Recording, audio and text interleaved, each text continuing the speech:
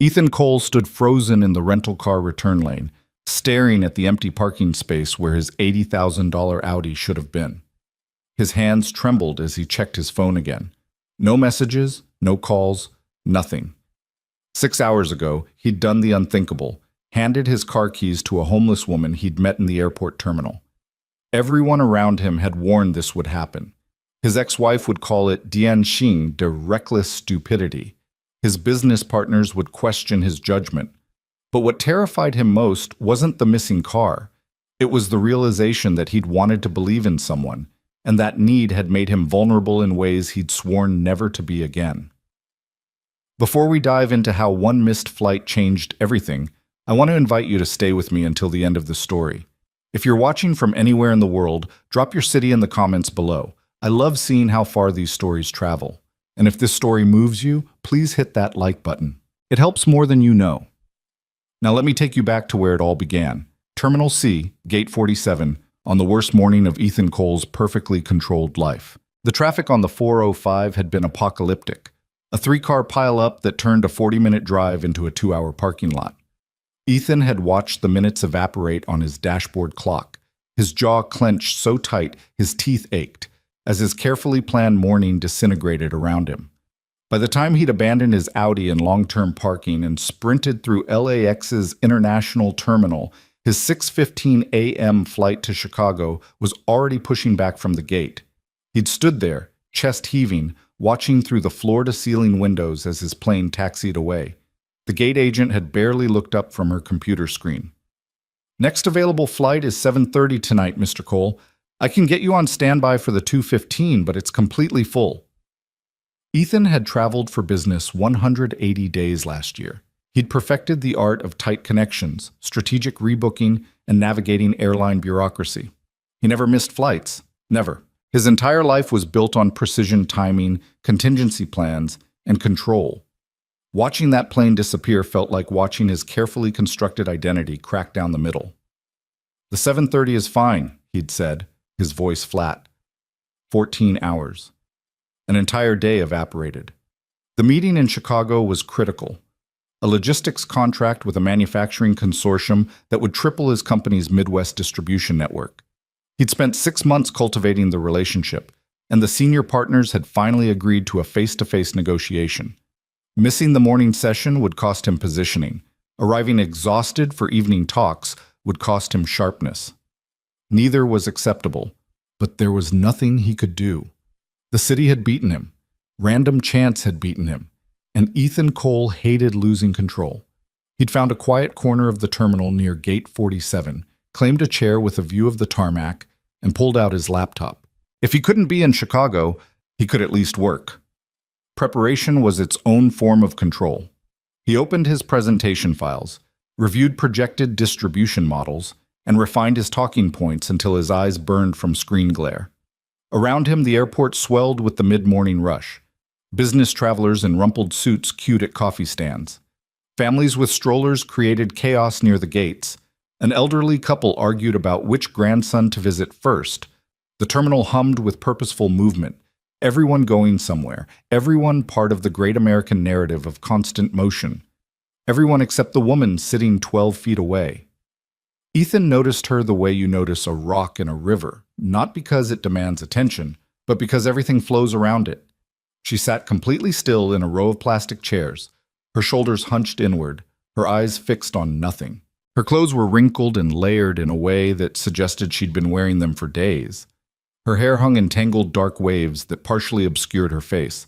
A worn canvas bag sat at her feet, bulging with what looked like all her earthly possessions. She was maybe 35, maybe 50. Exhaustion had a way of erasing age, and she was invisible. Hundreds of people streamed past her, and not one looked directly at her. It was a particular kind of urban blindness, the collective agreement to not see the uncomfortable, the displaced, the evidence that the American dream had sharp edges. Ethan looked away. He had his own problems. But over the next hour, as he worked through spreadsheets and revised projections, his gaze kept drifting back to her. She hadn't moved, hadn't checked a phone, hadn't pulled out a book, hadn't done any of the small fidgeting activities that marked waiting. She just sat, breathing, existing in a bubble of stillness that felt both peaceful and desperately sad. A security officer walked past, slowing slightly, his hand moving to his radio. Ethan watched the calculation happen in real time. Is she a problem? Does she need to be moved along? The officer's eyes narrowed, but then a family with screaming toddlers erupted nearby, and he redirected his attention. The woman remained untouched, unseen. Ethan's coffee had gone cold. He should get another. He should eat something. He should make calls, send emails, maintain the fiction of productivity. Instead, he kept watching this woman who had somehow claimed a space in his awareness and wouldn't leave. Around 11:30, she finally moved. She stood slowly, like her joints hurt, and picked up her bag. For a moment, Ethan thought she was leaving, but instead she walked to the nearby women's restroom. She was inside for maybe 10 minutes. When she emerged, her face was slightly wet. She'd washed up in the sink. Her hair had been pulled back into a rough ponytail. The small attempt at dignity broke something in Ethan's chest. She returned to her chair and resumed her vigil of stillness. Ethan tried to return to work, but the numbers on his screen had lost meaning. He kept thinking about his daughter, Sophie, who was 8, and spent every other week at his ex-wife's house. Sophie with her fierce hugs and her questions about why some people didn't have homes. Sophie who'd once tried to give her allowance to a man holding a cardboard sign at an intersection. "We can't save everyone, sweetheart," Ethan had told her gently. "Sometimes people need more help than we can give." But Sophie had looked at him with those enormous brown eyes and asked, "But can't we help just one person, just today?" He donated to homeless charities after that conversation. Written checks, felt virtuous, moved on. Safe charity, controlled charity. Charity that didn't require him to actually see anyone, to make himself vulnerable to their reality. This woman was someone's daughter, maybe someone's mother, definitely someone who'd had a before, a time when she wasn't invisible in an airport terminal, wasn't sleeping in plastic chairs, wasn't washing her face in public bathroom sinks. Before Ethan fully decided to do anything, his body was moving. He stood, walked to the nearby Hudson News, and bought a sandwich, a bottle of water, an apple, and a protein bar. The purchases felt both inadequate and presumptuous. Who was he to decide what she needed? But doing nothing felt worse. He approached slowly, stopping a respectful distance away. "Excuse me." She looked up, and for the first time he saw her eyes, gray-green, exhausted, but still alert, still intelligent. Whatever had happened to her, she hadn't disappeared entirely into her circumstances. "I'm sorry to bother you," Ethan said, suddenly aware of how his words must sound. Privileged man in expensive suit approaching vulnerable woman. "I bought too much food and I wondered if you might want any of it. I hate wasting things." It was a lie, a polite fiction to preserve her dignity. They both knew it. She studied him for a long moment. Not with suspicion exactly, but with the wariness of someone who'd learned to read intent in strangers' faces. Whatever she saw in him must have passed some test, because she nodded slightly. "Thank you." Her voice was quiet but clear, educated. Another piece of the before that still survived. Ethan set the bag on the empty chair between them and stepped back, giving her space. She reached for the water first, unscrewing the cap with deliberate care, and took a long drink. Then the sandwich. She ate slowly, methodically, like someone who'd learned not to waste a single bite. He should leave. He'd done his good deed. The transaction was complete. But instead he heard himself say, "I missed my flight this morning. Stuck here until tonight." She glanced at him, still chewing, and something that might have been amusement flickered across her face. First world problems. The comment startled a laugh out of him, short, surprised, completely genuine. Yeah, I suppose it is." She took another bite of sandwich and they sat in companionable silence for a moment. Around them, the terminal continued its orchestrated chaos, but in their small pocket of space, something different was happening. Something that felt almost like conversation between equals. "I'm Ethan," he offered. "Mara." "Nice to meet you, Mara." She nodded, finishing the sandwich with quiet focus, then started on the apple. Ethan should have left then, should have returned to his laptop, his spreadsheets, his comfortable distance from human messiness. But something kept him rooted in place. "Are you flying out today?" The question felt stupid the moment it left his mouth. Obviously, she wasn't, but Mara didn't mock him for it. No, just between places right now. Between. Such a careful word. Not homeless, not lost, not broken. Between. Like it was temporary, like there was a plan, like this was just a pause in a larger journey. How long have you been here? Ethan asked, then immediately regretted the intrusion. Sorry, that's none of my business. Mara looked at him again, really looked, and he had the uncomfortable sensation of being seen completely. Not his suit, not his laptop, not his executive traveler persona. Something deeper. 3 days, she said finally. Airport security moves you along if you stay in one place too long. But if you rotate terminals, buy something occasionally, look like you're waiting for a connection, you can stay longer than you'd think. The matter-of-fact way she said it gutted him. This was survival knowledge. This was expertise born from necessity. I had an apartment until last week, Mara continued, her voice distant. One of those situations where everything fell apart at once. Lost my job in June when the bookstore closed. Savings lasted through September. Unemployment helps, but not enough for LA rent. I thought I could find something before. She trailed off, shrugging. But here we are. Ethan's throat felt tight. Do you have family? Friends who could help? Had a falling out with my sister 3 years ago. Pride on both sides, you know how it goes. My parents passed when I was in my 20s. As for friends, her smile was small and sad. You learn who your real friends are when you can't afford to meet for brunch anymore. The casual brutality of that truth hit him hard. He thought about his own life. The colleagues he called friends but who really only knew him through work. The parents at Sophie's school who were friendly but distant. The ex-wife who'd once known him intimately but now saw him only as a co-parenting obligation. He wasn't homeless, but was he really any less alone? What about shelters? Ethan asked. There are programs. Full, Mara interrupted gently. Do you know how many people are competing for those beds? I've been on waiting lists for weeks, and honestly, airports are safer. Better lighting, security presence, bathrooms. She paused. Also, less chance of someone stealing your stuff while you sleep. Ethan felt his understanding of the world tilting slightly. He'd spent his adult life believing that systems worked, that safety nets existed, that people who needed help could find it. The idea that someone could be this articulate, this clear-eyed, this recently normal, and still end up sleeping in airports. It challenged everything he'd used to insulate himself from caring too much. What will you do? The question came out quieter than he intended. Mara finished the apple, carefully wrapping the core in a napkin. There's a cousin in Riverside. We weren't close, but I messaged her a few days ago. She said I could come stay for a while, help her get back on my feet. I just need to get there. That's only about 60 miles. You could take a bus. With what money? Mara's laugh was dry but not bitter.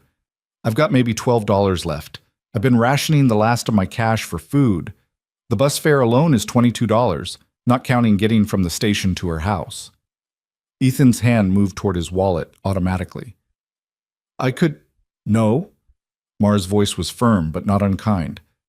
I appreciate the sandwich, truly, but I don't take handouts. I needed to rest somewhere safe for a few days, figure out my next move. I'll get to Riverside.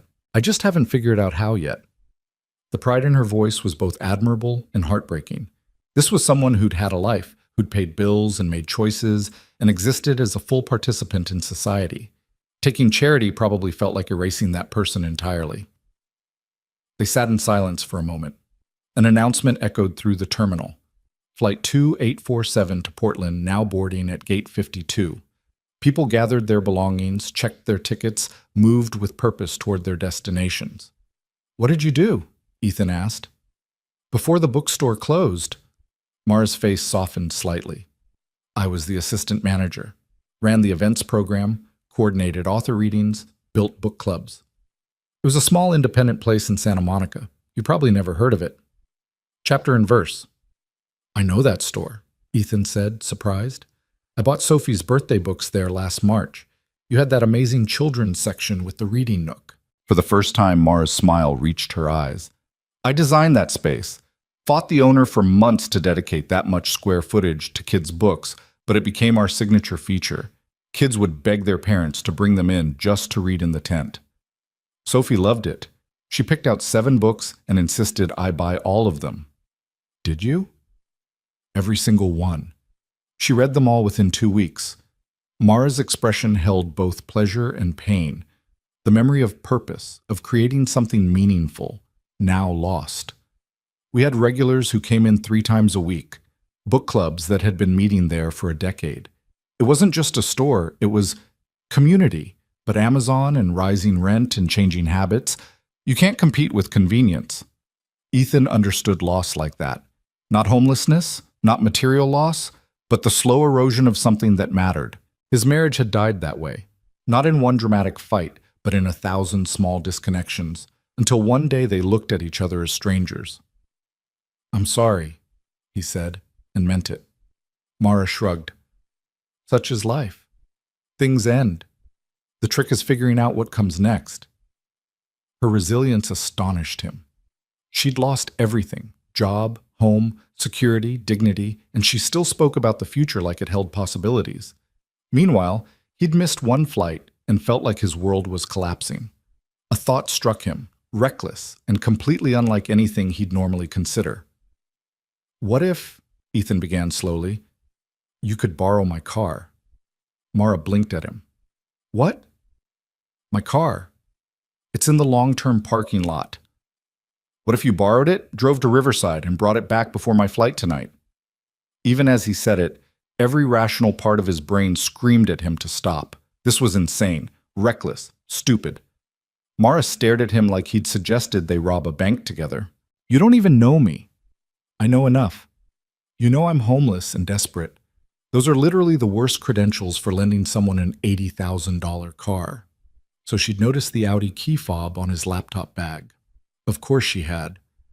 "I also know you designed a children's reading nook that my daughter still talks about. I know you'd rather sleep in an airport than take handouts. I know you're trying to get to family in Riverside." Ethan paused, surprised by his own certainty. "I know you'd bring it back." "You can't possibly know that." "But I do." They stared at each other across the small distance between their chairs. Around them, the terminal hummed with oblivious activity. Somewhere, a child was crying. Somewhere, someone was laughing. The ordinary chaos of human movement continued, indifferent to this small, extraordinary moment. "Why would you do this?" Mara's voice was barely above a whisper. "You don't know me. I could disappear with your car. I could strip it, sell it, drive it to Mexico. You'd have no recourse, no way to find me." "I could give you my business card," Ethan offered, pulling one from his wallet. "You'd know where to find me, and I'd have your full name for the paperwork." "That's not how this works. That's not how any of this works." But Mara was leaning forward now, her exhaustion momentarily forgotten. Hope was dangerous, it hurt when it died, but it was flickering in her eyes despite her best efforts to suppress it. Ethan felt his heart hammering. This was crazy. This violated every principle of self-preservation he'd cultivated since his divorce. Trust had to be earned, not given freely to strangers. Risk was something you calculated and minimized, not something you walked into with your eyes open. But when had calculation made him happy? When had minimizing risk made him feel alive? "Here's what I think," Ethan said carefully. "I think you've had people judge you, dismiss you, look through you like you're invisible for weeks now. I think you're exhausted and scared and fighting to keep your dignity intact. I think one stranger trusting you might matter more than whatever my car is worth." Mara's eyes were wet now, though no tears fell. "And what do you get out of this?" Ethan considered the question honestly. What did he get? The warm glow of helping someone? A story to tell at dinner parties?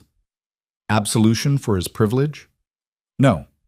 It was simpler and more complicated than that. "I get to believe," he said quietly, "that trust between strangers can still exist, that my daughter's faith in human goodness isn't naive, that we don't have to live in a world where everyone's alone and protecting themselves from everyone else." The silence stretched between them, heavy with possibility and fear. "I could really use a shower," Mara said finally, her voice thick, "and clean clothes, and to sleep in a real bed. My cousin said I could stay as long as I need. She's a nurse. She works nights, so I'd have the days to look for work. If I could just get there, so get there. Use my car. Come back before 7. We'll meet right here. Mara was shaking her head, but it wasn't refusal anymore. It was disbelief. People don't do this, not in real life. Then let's be the exception. Ethan pulled the keys from his laptop bag and held them out. The Audi fob dangled from his fingers, small and ordinary, and representing a decision he couldn't take back. His hand was surprisingly steady. Mara looked at the keys like they might burn her. What if something happens? What if I get in an accident? Or then we deal with it. It's insured. What if I don't come back? Then I'll know I was wrong about you, and I'll deal with that too. For a long moment, Mara didn't move. Ethan could see the war happening inside her. Pride versus need, suspicion versus desperate hope, the protective cynicism that homelessness taught versus the person she'd been before who might have done the same thing for someone else. Finally, slowly, she reached out and took the keys. The metal was warm from his pocket. Mara stared at them in her palm like she was holding something fragile and dangerous. Parking structure 3, level 4, space 47, Ethan said. Silver Audi A6. The parking ticket is in the center console. You'll need it to exit. I'll pay for the parking when I bring it back, Mara said automatically.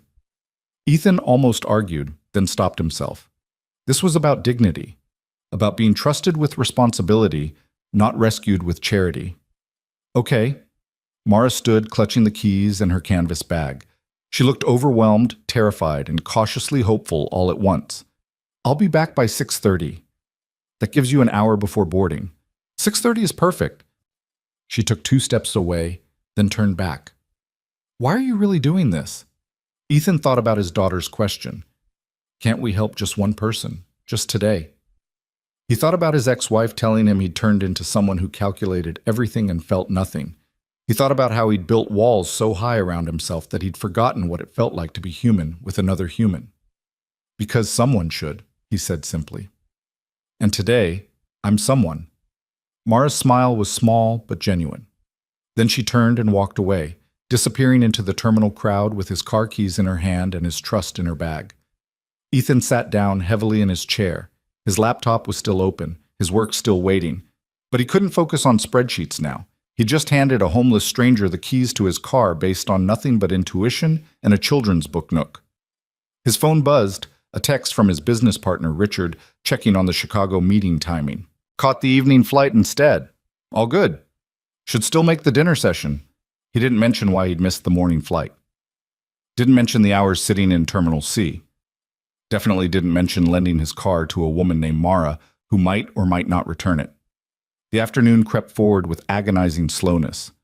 Ethan tried to work, managed maybe 20 minutes of productivity before his attention fractured. He checked the parking garage security app on his phone. His Audi had exited at 12:47 p.m. So she'd found it okay. After that, there was no way to track anything.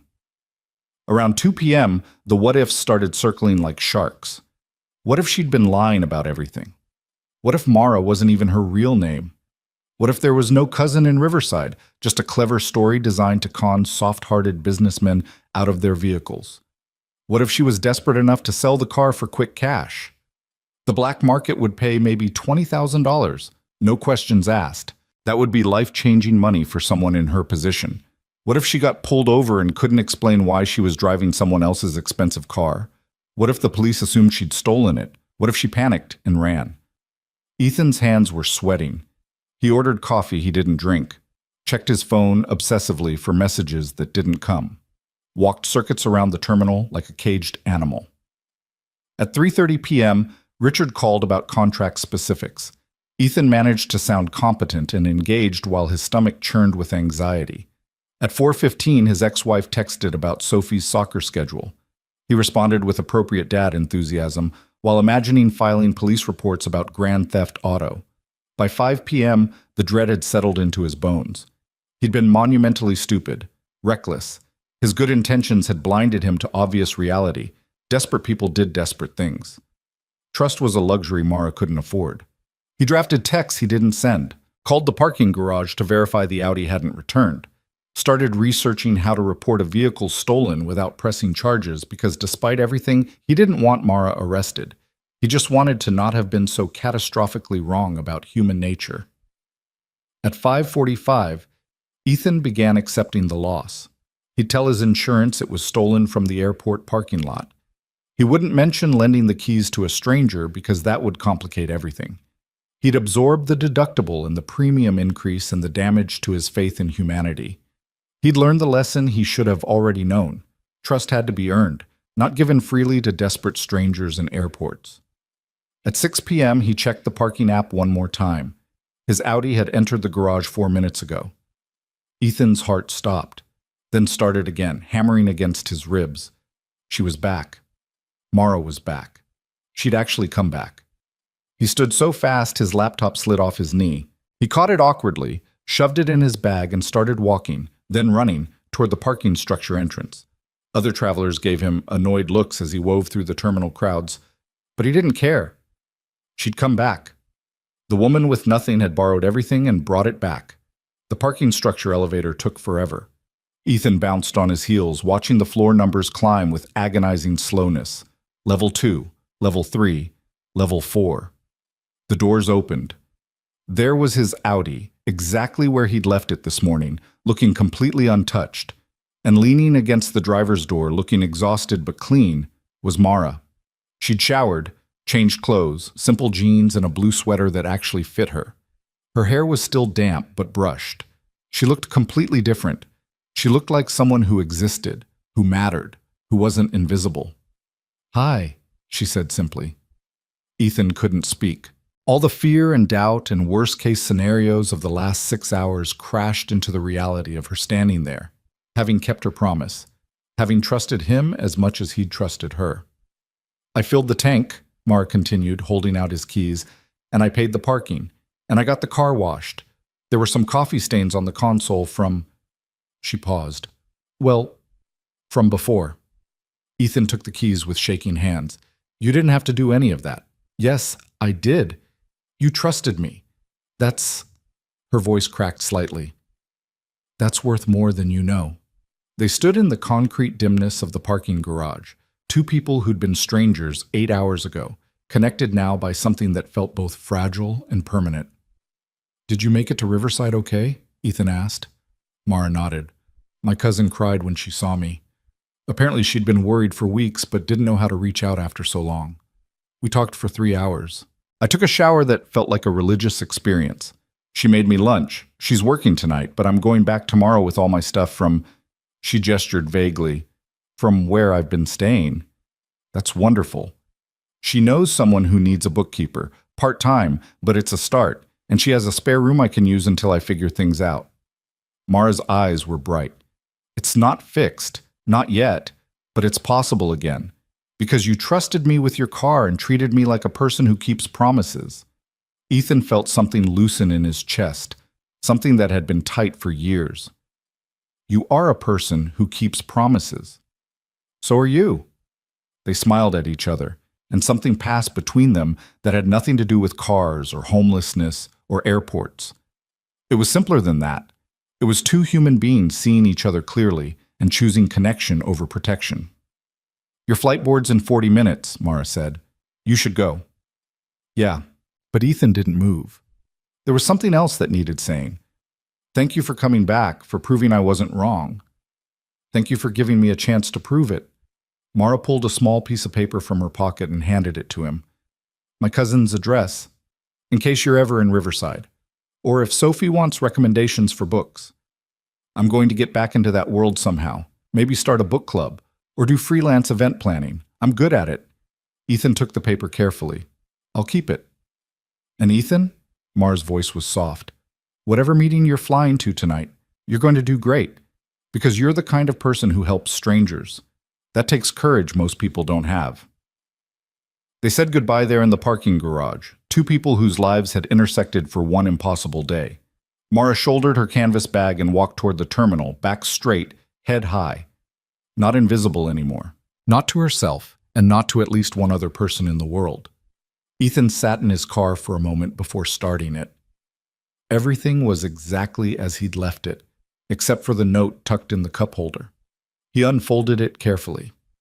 You asked why I didn't just take your car and disappear. The truth is, I thought about it for maybe 30 seconds. But then I realized you gave me something more valuable than a car.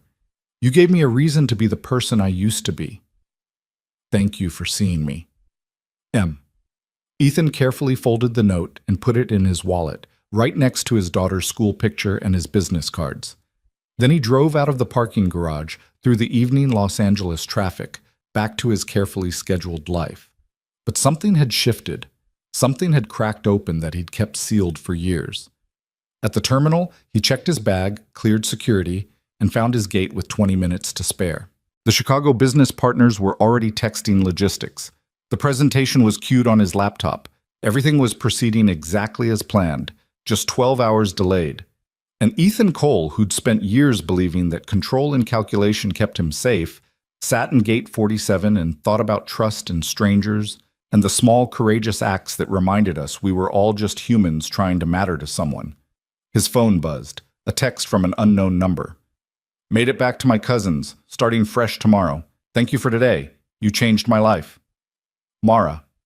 Ethan stared at the message for a long time. Then he typed back, You changed mine too. And it was true.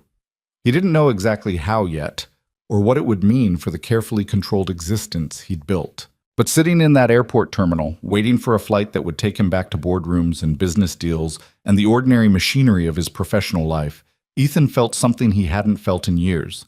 He felt awake, present, connected to something larger than his own protective isolation. The gate agent called for boarding. Ethan gathered his things, joined the line, and stepped toward whatever came next. Behind him, Terminal C continued its endless cycle of arrivals and departures. Strangers passing strangers, most of them never really seeing each other. But today, for a few hours, two people had chosen differently. And that choice, Ethan was beginning to understand, changed everything. The flight to Chicago lifted off at 7:47 p.m., 17 minutes late due to some mechanical check the pilot announced with practiced calm. Ethan pressed his forehead against the cool window and watched Los Angeles shrink beneath him. Millions of lights spreading across the basin like a circuit board, each one representing lives he'd never know, stories he'd never hear, moments of connection and disconnection happening simultaneously across the vast, indifferent city. Somewhere down there, Mara was settling into her cousin's spare room, maybe unpacking the few possessions she'd carried in that canvas bag, maybe just sitting on the edge of an actual bed and letting herself feel safe for the first time in weeks. The thought made something warm unfold in his chest. The businessman in the seat next to him was already asleep, head tilted back, mouth slightly open. Across the aisle, a young mother struggled to keep her toddler entertained with an iPad and juice box. Normal. Ordinary. The daily theater of air travel continuing exactly as it always had. But Ethan felt different, like he'd crossed some invisible threshold and couldn't quite find his way back to the person who'd rushed through this same airport 15 hours ago, furious about traffic and missed connections and disrupted plans. He pulled out his laptop, intending to review the presentation one final time, but instead found himself staring at Mara's note, which he'd photographed before tucking the original in his wallet. You gave me a reason to be the person I used to be. What did that mean for him? Who was he supposed to be? Who had he been before divorce and custody schedules and the careful construction of emotional distance had turned him into someone who measured every interaction for risk? His phone buzzed with a text from Richard just as the flight attendant announced they needed to switch to airplane mode. Landing at O'Hare around midnight your time. Partners want to meet for breakfast at the hotel, 7 a.m. That work? Ethan typed back quickly. Perfect. I'll be ready. What he didn't say was that ready meant something different now, not just prepared with spreadsheets and projections, but present in a way he hadn't been for years. Awake to possibility instead of just managing outcomes. The flight stretched ahead, 3.5 hours of recycled air and bad coffee, and the strange suspension of being nowhere, traveling between versions of himself. Ethan closed his laptop and let himself drift, not quite sleeping, but not fully conscious either, his mind turning over the day's impossible gift. By the time they landed at O'Hare, the terminal was mostly empty, just exhausted travelers and cleaning crews and the fluorescent loneliness of airports after midnight.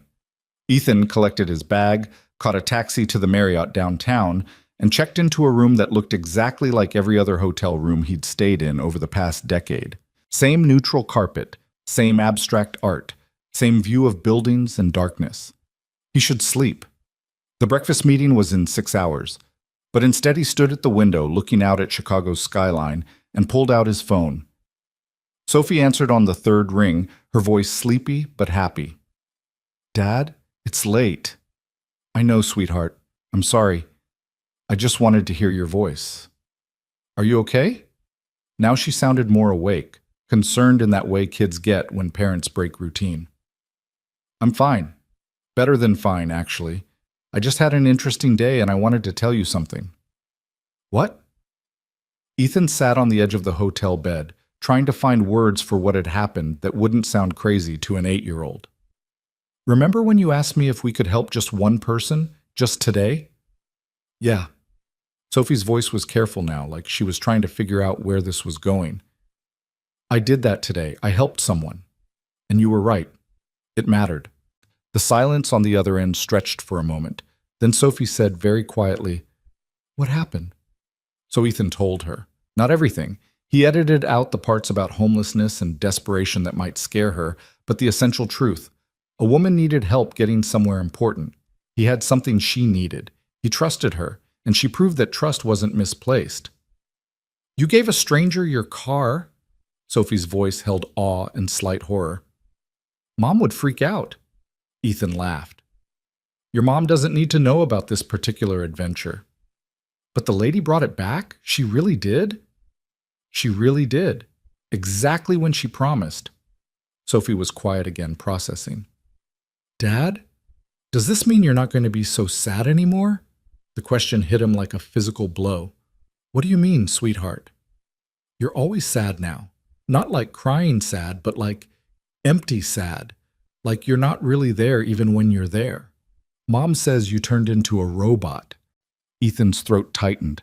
"Out of the mouths of babes. I didn't know you noticed that. I notice everything about you. You're my dad." God, he loved this kid. Fierce and observant and still willing to believe the best of people despite living through her parents' divorce and all the small cruelties of 3rd grade. "I'm going to try to be less robot-like," Ethan said carefully. "Today reminded me that being careful all the time isn't the same as being alive. Does that make sense?" "I think so. Like how I was scared to try the climbing wall at school, but then I did it and it was awesome?" "Exactly like that." "Cool. Hey, Dad, when you get home, can we go back to that bookstore? The one with the reading tent?" Ethan felt his chest constrict. "That store closed, honey. But maybe we can find another one. Or maybe we can do something else special. Just you and me." "Okay. I love you, Dad." "I love you too, Sophie. More than you know. Now go back to sleep." After they hung up, Ethan sat in the dark hotel room for a long time. Sophie was right. He had become a robot. Efficient, productive, emotionally unavailable. The divorce had hurt so much that he decided the solution was to not feel anything too deeply. Protect yourself, minimize risk, keep everyone at a comfortable distance where they couldn't wound you. But what kind of life was that? What kind of father was he teaching Sophie to expect from the world? He thought about Mara, who'd lost everything and still showed up when she promised, who still had the courage to accept help, to trust a stranger, to believe that tomorrow might be better than today. She'd been braver in one afternoon than he'd been in 3 years. Sleep came eventually, thin and restless. His alarm screamed at 6 a.m., and Ethan dragged himself through a shower and suit and the mechanical preparation for the day ahead. In the mirror, he looked exactly like every other business traveler in every other hotel in every other city. Unremarkable. Professional. Contained. He arrived at the hotel restaurant at 6:55 a.m. to find the 3 manufacturing partners already there: Gerald Hoffman, the CEO, Marianne Chen, their operations director, and James Peterson, who handled logistics. They were drinking coffee and reviewing something on an iPad when Ethan approached. "Mr. Cole," Gerald stood, extending his hand. "Glad you made it. We heard about your flight troubles yesterday." Just one of those days, Ethan said, shaking hands around the table. But I'm here now and ready to talk about transforming your distribution network. They ordered breakfast, eggs and toast, and the universal language of business meals, and settled into the familiar dance of negotiation. Ethan pulled up his presentation, walking them through projected savings, efficiency improvements, expanded market reach. The numbers were solid. His company could genuinely solve their problems. But about 20 minutes in, Marianne interrupted him. This is all very impressive, Mr. Cole. Your projections are conservative, your implementation timeline is realistic, and frankly, your price point undercuts the other proposals we've received. But Ethan could hear the hesitation in her voice. But we've worked with a lot of logistics companies over the years, and the proposals are always excellent. It's the execution that varies wildly. What we need to understand is whether your company has the flexibility and responsiveness to actually deliver what you're promising. Gerald leaned forward. Our manufacturing schedule is unpredictable. We work with just-in-time inventory, custom orders, rapid product iterations. We need a logistics partner who can adapt on the fly, not just follow a predetermined plan efficiently. Ethan had heard variations of this concern before. It was reasonable. Lots of companies overpromised and underdelivered. The standard response was to reference case studies, provide client testimonials, offer performance guarantees with penalty clauses. But something stopped him from launching into that familiar script. Instead, he heard himself say, "Can I tell you about something that happened yesterday?" The three partners exchanged glances, confusion mixed with curiosity. This wasn't standard negotiation procedure. "Of course," Marianne said carefully. So Ethan told them about missing his flight, about sitting in Terminal C for 14 hours, about noticing a woman who was invisible to everyone else, about the decision to hand his car keys to a complete stranger based on nothing but intuition and the belief that trust had to start somewhere. He told them about the 6 hours of doubt and fear, the certainty that he'd been catastrophically wrong, the moment when he checked the parking app and saw that she'd actually returned. "And here's what I learned," Ethan said, looking at each of them in turn. "I've spent the last 3 years of my life minimizing risk, calculating every decision, building systems to protect myself from uncertainty. And you know what that got me? A really efficient, really safe, really empty life." James was leaning back in his chair, arms crossed, expression unreadable. Gerald and Marianne were watching him with something that looked like surprise. "The woman who borrowed my car, her name is Mara, she was braver than I've been in years. She had every reason to protect herself, to take advantage, to prioritize her survival over my trust. But she didn't. She showed up when she said she would because that's who she chose to be, even when it cost her something to make that choice." Ethan paused, realizing he was way off script but unable to stop. "You're asking me if my company can be flexible and responsive, if we can adapt to your unpredictable needs and deliver what we promise even when circumstances change. And the honest answer is, I don't know. We have good systems and experienced people, but so does everyone.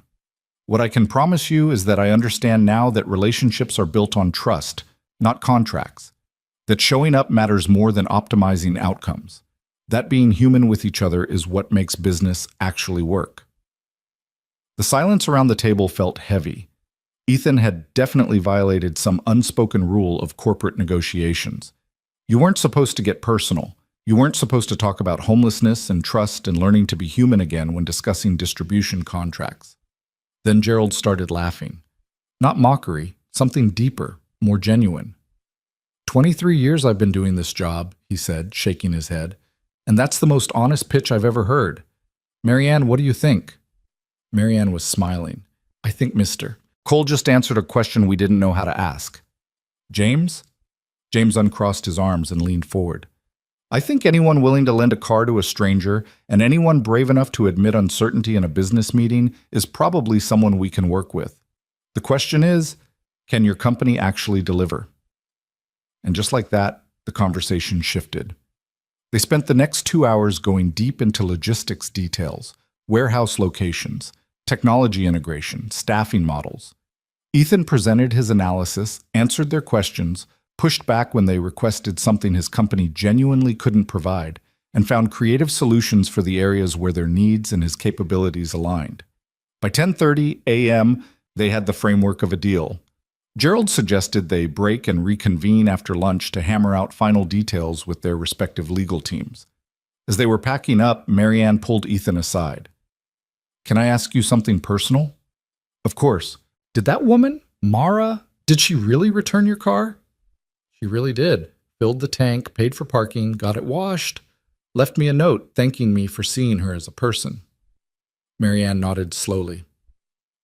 "My sister was homeless for 8 months a few years ago. Mental health crisis, lost her job, everything spiraled.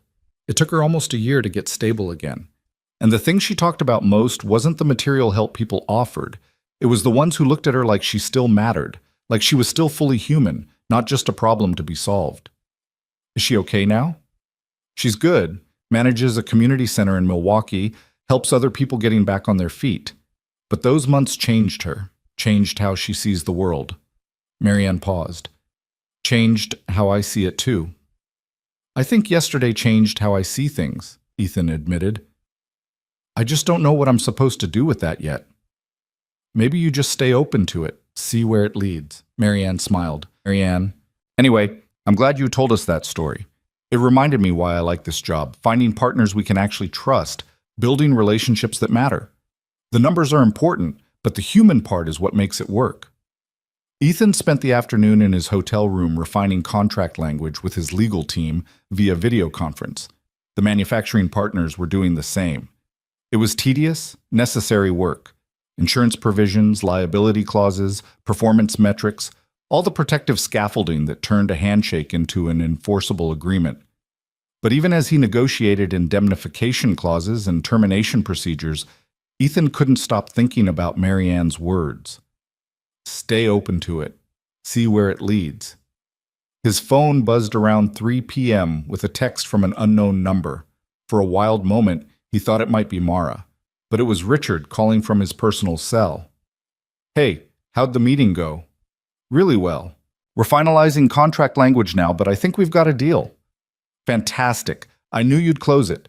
Listen, I'm calling because Jennifer in HR forwarded me something weird, and I wanted to give you a heads up."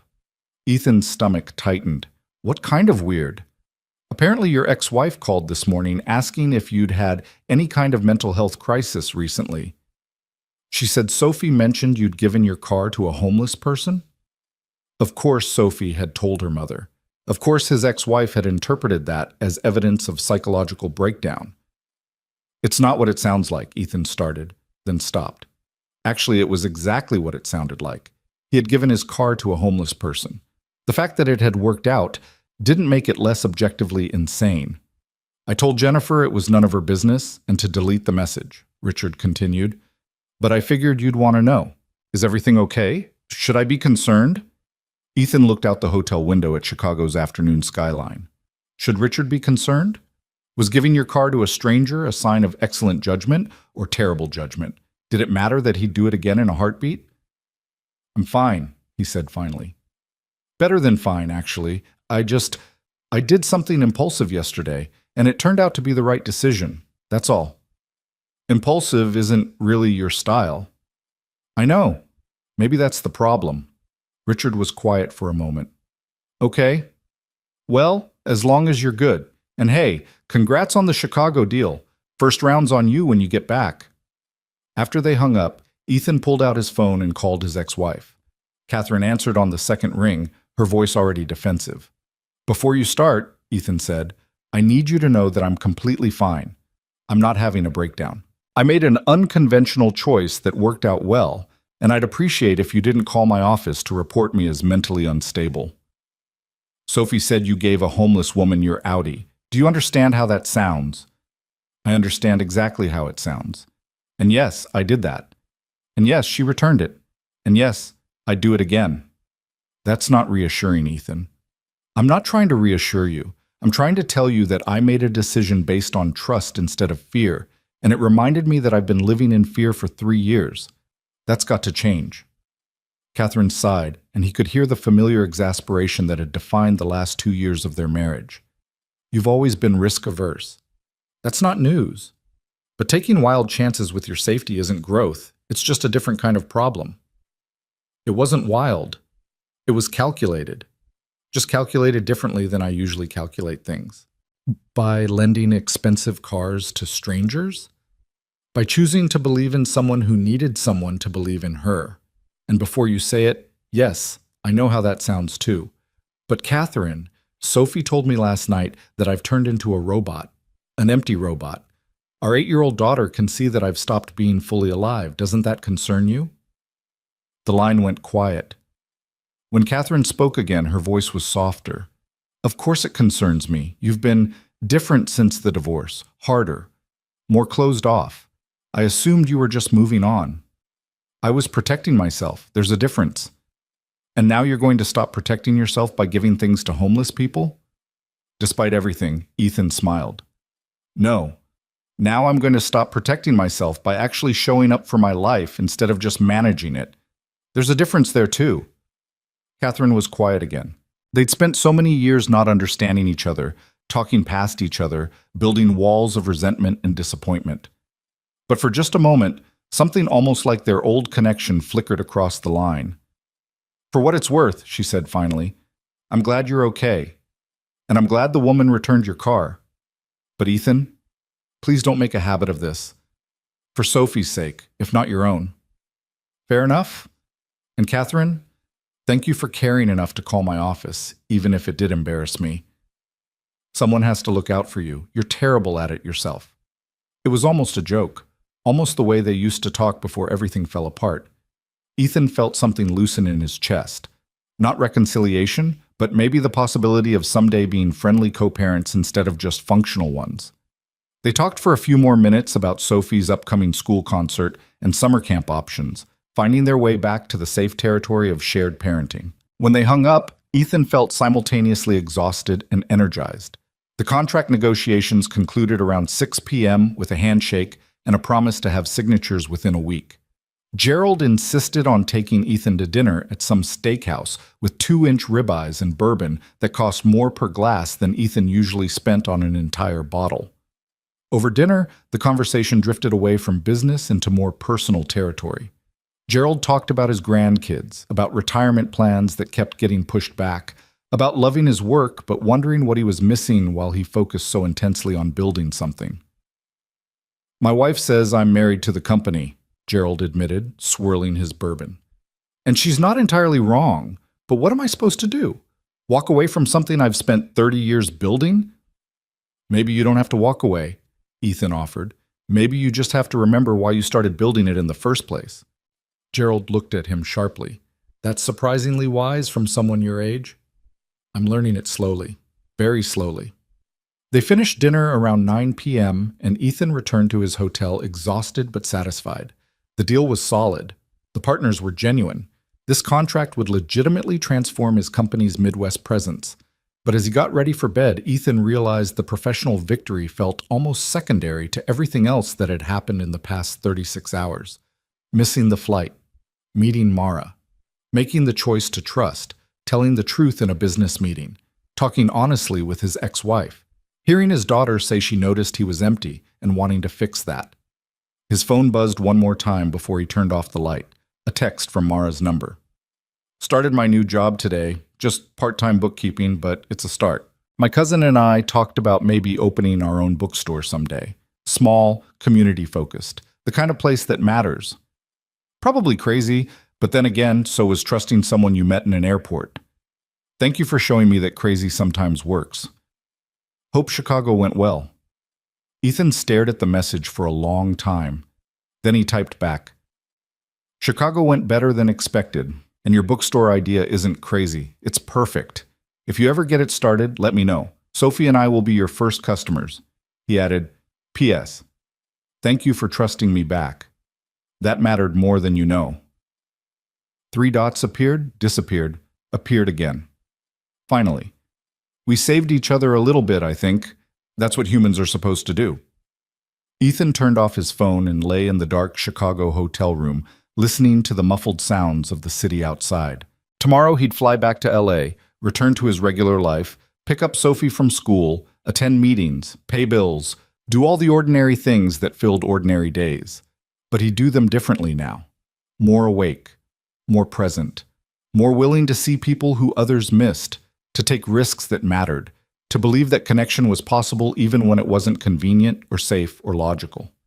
Somewhere in Riverside, Mara was probably asleep in her cousin's spare room, dreaming about bookstores and second chances. Somewhere in LA, Sophie was asleep in her mother's house, still believing that helping one person could matter. And here in Chicago, Ethan Cole, who'd spent 3 years building walls and minimizing risk and forgetting how to be human, finally felt like he might be ready to live again. Not perfectly, not without fear or uncertainty or the occasional catastrophic mistake, but alive. Actually, genuinely alive. And that, he was beginning to understand, was worth every risk he'd taken and every risk he'd take tomorrow. The flight back to Los Angeles the next afternoon felt entirely different from the anxious journey out. Ethan sat in the same type of seat, drank the same terrible coffee, looked out at the same clouds stretching endlessly below. But something fundamental had shifted in how he occupied space in the world. The woman across the aisle was reading a worn paperback, its cover cracked from repeated readings. Ethan found himself wondering about her story, what she did for work, whether she was traveling for business or pleasure, what books mattered enough to her that she'd carry them until they fell apart. A week ago, she would have been invisible to him, just another body filling another seat. When the flight attendant came by with the beverage cart, Ethan noticed how tired she looked, how her smile never quite reached her eyes. He wondered how many flights she'd worked that week, how many people had been rude to her, how many times she'd had to maintain professional pleasantness while passengers treated her like furniture. "Thank you," he said when she handed him his coffee, making deliberate eye contact. "I really appreciate it." She blinked, surprised by the genuine acknowledgement. "You're welcome. Can I get you anything else?" "No, this is perfect. I hope you get a break soon. You look like you've been working hard." Her smile transformed into something real. "Last flight of a 4-day stretch. I'll be home by 8. "Well, you're almost there. Thanks for getting us there safely." It was such a small thing, 10 seconds of actual human connection in a transaction that happened hundreds of times daily. But the flight attendant's posture had straightened slightly, and when she moved to the next row, Ethan heard her greet that passenger with more warmth than she'd shown before. Small things mattered. He was learning that slowly. The plane touched down at LAX just after 4 p.m., and Ethan navigated the familiar chaos of baggage claim and ground transportation. He'd left his Audi at home this time, taken a rideshare to the airport instead. The memory of handing those keys to Mara still felt both reckless and absolutely right. His driver was a young guy, maybe mid-20s, with an engineering textbook on the passenger seat and a Spotify playlist of lo-fi hip-hop filling the car. They chatted about LA traffic, about USC's engineering program where the driver was finishing his degree, about the economics of rideshare driving while trying to study. "It's brutal, man," the driver, his name was Marcus, said as they inched through the 4:05 traffic. "But I'm this close to graduating, and I'm not taking out more student loans, so I drive nights, study between rides, and survive on energy drinks and spite." Ethan remembered being that age, hungry and determined and willing to grind through whatever it took. When had he lost that energy? When had survival become about protecting what he had instead of building towards something better? "What kind of engineering?" Ethan asked. "Industrial. I want to work in logistics, actually. Optimize supply chains, reduce waste, that kind of thing. Everybody thinks engineering is just making gadgets, but the real challenge is moving things efficiently, making systems work." "I run a logistics company," Ethan said. "Distribution and supply chain management." Marcus's eyes went wide in the rearview mirror. "Seriously? Man, that's exactly what I want to do. What's it like?" They spent the rest of the drive talking about the industry, about emerging technologies, about the challenge of balancing efficiency with flexibility. Ethan found himself energized by Marcus's enthusiasm, by his smart questions and creative thinking about problems Ethan's company faced daily. When they pulled up to Ethan's house, a mid-century, modern in the hills that had cost too much and felt too empty, Ethan pulled out a business card. "Email me your resume," he said, handing it through the window. "We have an internship program for students, paid, part-time, flexible scheduling. If you're serious about logistics, you should be learning hands-on, not just from textbooks." Marcus stared at the card like Ethan had handed him a winning lottery ticket. Are you serious right now? Completely serious. Email me. We'll set up a proper interview. But if you're half as smart as this conversation suggests, I think we could use someone like you. Holy shit. Thank you. Sir, Mr. Cole. I'll email you tonight. Ethan smiled, looking forward to it. He climbed out of the car and watched Marcus drive away, probably already calling friends to tell them about the random passenger who just offered him a potential job. One conversation. One choice to actually engage instead of scrolling through his phone. One kid's trajectory possibly altered because Ethan had decided to see him as a person instead of just a service provider. The house felt especially quiet when Ethan let himself in. He had Sophie this weekend, but not until tomorrow afternoon. His ex-wife was taking her to some birthday party, then he'd pick her up for their usual Friday through Sunday custody arrangement. He had tonight alone with his thoughts and the aftermath of the strangest week of his life. Ethan unpacked methodically, started a load of laundry, checked email, and found himself standing in his kitchen with no idea what to do next. He could work. There was always work. He could watch television. He could go to the gym, all the standard activities that filled the spaces between obligations. Instead, he pulled out his phone and looked at Mara's message again. We saved each other a little bit, I think. On impulse, he texted back. I've been thinking about what you said, about opening a bookstore. What would you need to make that actually happen? The response came faster than he expected. Honestly, it's probably a pipe dream. Startup capital, a location, inventory, business licenses, insurance. The list is overwhelming, but my cousin and I have been talking about it anyway. Sometimes it's just nice to dream about building something that matters, you know? Ethan did know. He'd built his company from almost nothing 12 years ago, back when he was young and fearless and convinced he could outwork any obstacle. What had happened to that version of himself? He typed, "What if I told you I might know some investors who believe in community-focused retail? Would you want to put together a real business plan?" 3 dots appeared, disappeared, appeared again. Are you offering to invest in a bookstore run by a formerly homeless woman you met 3 days ago in an airport? I'm offering to connect you with people who might be interested if you have a solid plan. What you do with that opportunity is up to you. The dots appeared and disappeared several times. Finally, why are you doing this? Ethan thought about how to answer that honestly. Because he felt guilty about his privilege? Because he wanted to be the hero in someone's story? Because it would make him feel good about himself? No. None of those reasons were quite right.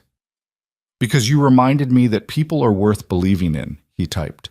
And because Sophie would be thrilled if the reading nook she loved got recreated somewhere new. And because honestly, I think you'd build something beautiful. But mostly because when someone shows me they keep promises and honor trust, I want to help them succeed. Is that reason enough? The response took longer this time. I'll work on a business plan. No promises it'll be any good. I haven't done anything like that before. But I'll try. That's all anyone can ask. Send it whenever you're ready. No pressure, no timeline. Ethan, thank you. Again, I keep saying that, but I don't know what else to say. You don't have to say anything. Just build something worth believing in. Ethan set down his phone and realized he was smiling. When was the last time he'd felt this kind of anticipation about the future? When had he last used his resources and connections to help someone without calculating what he'd get in return? The rest of the evening passed quietly. He made dinner, pasta with vegetables, eaten alone at his kitchen counter while reading news on his iPad. He caught up on industry publications, answered some work emails, reviewed the finalized Chicago contract that his legal team had sent over. Normal, productive activities that usually left him feeling accomplished. Tonight, they just felt hollow. The work would always be there. The emails would always regenerate. The treadmill of productivity would keep running whether he was on it or not. But actual human connection, that required presence and risk and the willingness to be changed by other people. Around 10 p.m., his phone rang. Richard's name on the caller ID. Hey, didn't expect to hear from you tonight, Ethan said. Quick question. Did you offer some rideshare driver named Marcus an internship today? Ethan sat up straighter. How do you know about that? Because he emailed his resume to the general company address about an hour ago with the subject line that said, following up on Mr. Cole's offer. Jennifer forwarded it to me asking if this was legitimate or if some kid was trying to scam his way into the company. It's legitimate. He's an industrial engineering student at USC, smart as hell, interested in logistics. I told him to apply for our internship program. You offered someone a job in the back of an Uber? I offered him a chance to interview for an internship. There's a difference. Richard laughed. Man, you really are different since Chicago. First the homeless woman, now random students. Should I be worried about who you're going to offer jobs to next? The barista at Starbucks? Your dentist? If they're qualified and passionate about logistics, maybe, Ethan said, but he was smiling. Look, Marcus is finishing his degree, working his ass off to avoid student loans, and he asks better questions about supply chain optimization in a 20-minute car ride than most candidates ask in hour-long interviews. Why wouldn't I want to talk to him? No reason. It's just not how we usually recruit. Maybe that's the problem. Maybe we're missing talented people because we only look in the usual places. Richard was quiet for a moment. Okay, I'll bite. What's really going on with you? And don't tell me nothing because the guy who left for Chicago on Monday wouldn't have given his car to a stranger or offered jobs to drivers or told manufacturing executives about trust and humanity instead of just presenting numbers. Ethan walked to his living room window, looking out at the Los Angeles night. I think I've been sleepwalking through my life for 3 years, just going through motions, protecting myself, minimizing risk. And then I missed a flight and met someone who'd lost everything but still chose to be trustworthy. And it reminded me that being safe isn't the same as being alive. So now you're going to be reckless. No, now I'm going to be awake. There's the difference. If you say so. Anyway, I'll tell Jennifer the Marcus thing is legitimate. Want me to schedule his interview? Yeah, and Richard, thanks for not thinking I've lost my mind. Oh, I definitely think you've lost your mind. I'm just curious to see where this goes. After they hung up, Ethan stood at the window for a long time, thinking about the different kinds of lost. You could lose your home, your job, your security, the external structures that held life together. Or you could lose yourself, your connection to what mattered, your ability to be fully present in your own existence. Mara had lost the first kind. He'd been suffering from the second, and somehow in that airport terminal, they'd each given the other something they needed. The next morning, Ethan woke early and went for a run through his neighborhood, something he'd been meaning to do for months, but never quite found time for. The morning air was cool and clear, and the physical exertion felt good, like waking up muscles he'd forgotten he had. When he got back, his phone showed a missed call from an unknown number and a voicemail. He played it while stretching in his driveway. Mr. Cole, this is Janet Reeves from the LA Times. I'm working on a story about everyday altruism and community connection, and someone forwarded me a social media post about a man who lent his car to a homeless woman at LAX. The details were vague, but we traced the parking garage timestamp and think it might be you. I'd love to talk about what happened and why you made that choice. My number is... Ethan deleted the voicemail without listening to the rest. The last thing he wanted was to turn a private moment into a public story, to be held up as some example of charity or goodness. That wasn't the point. The point was two people seeing each other as humans and choosing trust over fear. The moment it became a news story, it would turn into something else entirely. He showered, changed, and spent the morning working from home, reviewing operational reports, talking to his warehouse managers about equipment upgrades, handling the daily machinery of running a business.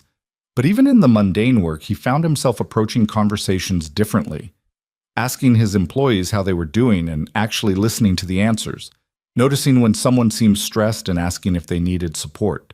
Small shifts that probably seemed insignificant but felt monumental to him.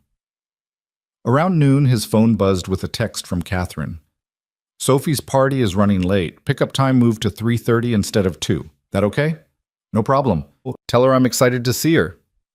A moment later, another text. She's excited too. She's been telling everyone about how her dad helped a lady in need. You've apparently achieved hero status. Ethan smiled at that. Then another text from Catherine. For what it's worth, I'm sorry I called your office. That was out of line. I was worried, but I should have just talked to you directly.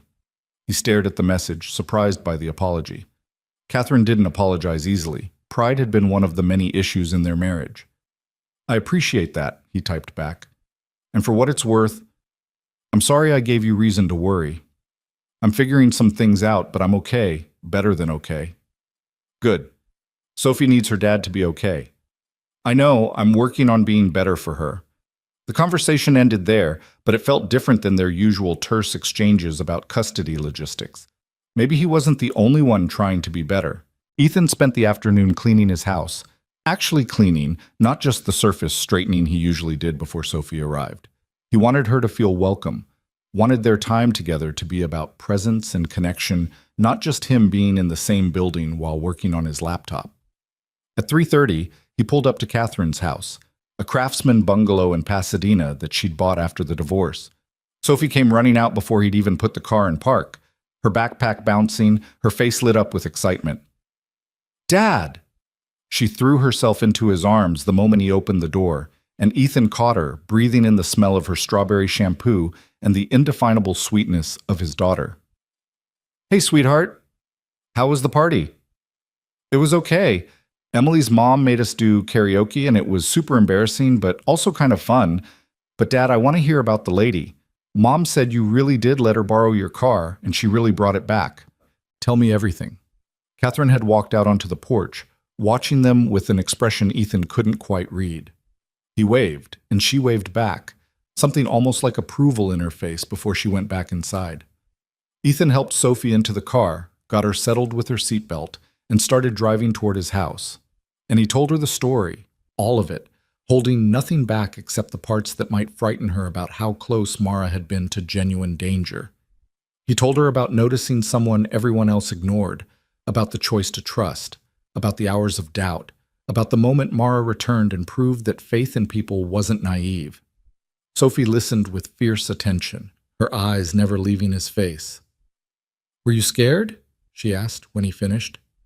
"When you gave her the keys?" "Terrified," Ethan admitted. "I thought I was making a huge mistake, but I was more scared of being the kind of person who always plays it safe and never takes chances on people. But it worked out. This time it did. It might not always work out. Sometimes trusting people means getting hurt. But Sophie, I think being hurt occasionally is worth it if it means staying connected to other people. Does that make sense?" Sophie was quiet for a moment, processing. "Like how I was scared to be friends with Zoe because she's new and might not like me, but then I tried anyway and now she's my best friend?" Exactly like that. Sometimes the best things happen when we're brave enough to be vulnerable. What does vulnerable mean? It means being open to getting hurt, but choosing to be open anyway. Sophie nodded seriously. "I think you did a good thing, Dad. I'm proud of you." Ethan's throat tightened. When had his daughter become wise enough to be proud of him? When had the teaching reversed so that she was showing him how to live? "I'm proud of you too, sweetheart, for being brave enough to make new friends and for caring about people who need help. You remind me to be better." They spent the evening doing simple things, making pizza from scratch, watching an animated movie Sophie had seen 3 times already, but still loved, building an elaborate fort out of couch cushions and blankets. Ordinary activities that became extraordinary because Ethan was actually present for them, not half-focused on his phone or thinking about work. When he tucked Sophie into bed in her room at his house, decorated with posters of boy bands and marine animals she'd loved since she was 5, she looked up at him with those enormous brown eyes. "Dad, are you going to keep helping people? Like that lady?" "I'm going to try. I don't know exactly what that looks like yet, but I want to pay more attention to people who need support. Can I help too?" "Of course. We can figure it out together." Sophie smiled and snuggled deeper into her blankets. "Good. Because there's a girl in my class whose family doesn't have a lot of money, and the other kids are mean to her about her clothes. I want to help, but I don't know how." Ethan's heart broke a little. 3rd graders dealing with class consciousness and social cruelty. "What's her name?" "Aisha. She's really smart and nice, but she sits alone at lunch." "Well, what if you invited her to sit with you?" "I did once, but then Madison said if I was friends with Aisha, I couldn't be in her group anymore. And Madison's group is like the popular one." This was the real work, teaching his daughter that kindness mattered more than popularity, that character was built in small daily choices, that standing with people who were excluded was more important than fitting in with people who excluded. Let me ask you something, sweetheart. If you could choose between being popular or being kind, which would you pick? Sophie didn't hesitate. Kind, obviously. Even if it meant some kids didn't want to be your friend anymore? Well, if they don't want to be my friend because I'm nice to someone else, they're not really good friends anyway, right? Exactly right. So what are you going to do about Aisha? Sophie's face set with determination. I'm going to sit with her at lunch, and if Madison has a problem with it, that's her problem, not mine. Ethan kissed her forehead, overwhelmed with love for this fierce, compassionate kid. I think that's incredibly brave, and I think Aisha is lucky to have you in her class. After Sophie fell asleep, Ethan sat in his living room with a glass of wine and his laptop. His email showed 3 messages from Mara. She'd actually started working on a business plan, complete with market analysis, proposed locations, inventory projections. It was rough, but showed real thought and genuine business sense. He opened a new message and started typing, connecting her with a venture capital friend who specialized in community-focused retail investments. No guarantees, but a door opened where one hadn't existed before. Then he pulled up Marcus's resume. The kid had solid grades, relevant coursework, 2 years of supply chain internship experience at a warehouse during summers. Ethan forwarded it to his HR director with a note. Priority candidate for spring internship. Let's get him scheduled for interviews next week. Small actions, small choices, small moments of using whatever privilege and resources he had to open doors for people who deserve chances. His phone buzzed. A text from an unknown number. Mr. Cole, this is Marianne Chen from the Manufacturing Partnership. I wanted to let you know the contracts are fully executed. We're officially partners, but I also wanted to share something personal. After our meeting, I called my sister in Milwaukee and had the first real conversation we'd had in months. Your story about Mara reminded me that I'd been treating my sister's past homelessness as something uncomfortable to ignore instead of something that made her stronger. We talked for 2 hours. She's coming to visit next month. Thank you for that. Ethan read the message twice, feeling something warm expand in his chest. This was what ripples looked like. One person's choice to trust creating space for others to be braver, more open, more connected. He typed back, That's wonderful, Marianne. I'm glad you reconnected with your sister, and I'm looking forward to working together. The weekend with Sophie unfolded with gentle joy. They went to the farmer's market Saturday morning, had lunch with Ethan's parents who'd driven up from San Diego, spent Sunday at the beach building elaborate sandcastles, and searching for tide pool creatures. Through it all, Ethan practiced being present, putting away his phone, making eye contact, listening completely when Sophie talked about school and friends and the complex social dynamics of 3rd grade. Sunday evening, as he drove Sophie back to Catherine's house, his daughter was quiet in the passenger seat, watching the sunset paint the sky orange and pink. Dad, I don't want to go back to Mom's. Ethan's heart clenched. I know, sweetheart. I don't want you to go either, but you'll be back Friday, and we'll have another whole weekend together. It's not that. I mean, I do want to stay with you, but it's more that this weekend felt different, better, like you were really here instead of just being in the same room while thinking about work stuff. The observation cut deep because it was completely accurate. How many weekends had he spent physically present but emotionally distant? Half his attention on Sophie and half on email. You're right, Ethan said quietly. I haven't been fully present lately, but I'm working on that. This weekend was me trying to be better. It was good. I liked it. Let's keep doing this version. Deal. When they pulled up to Catherine's house, Sophie hugged him extra tight before getting out. Love you, Dad. See you Friday. Love you too, sweetheart. So much. Catherine came to the door as Sophie ran inside. She walked down to the car, surprising Ethan, and leaned in the passenger window. She had a good weekend, Catherine said. It wasn't quite a thank you, but it was acknowledgement. Yeah, we did. Whatever you're doing, this new thing where you're actually engaged instead of just going through motions, keep doing it.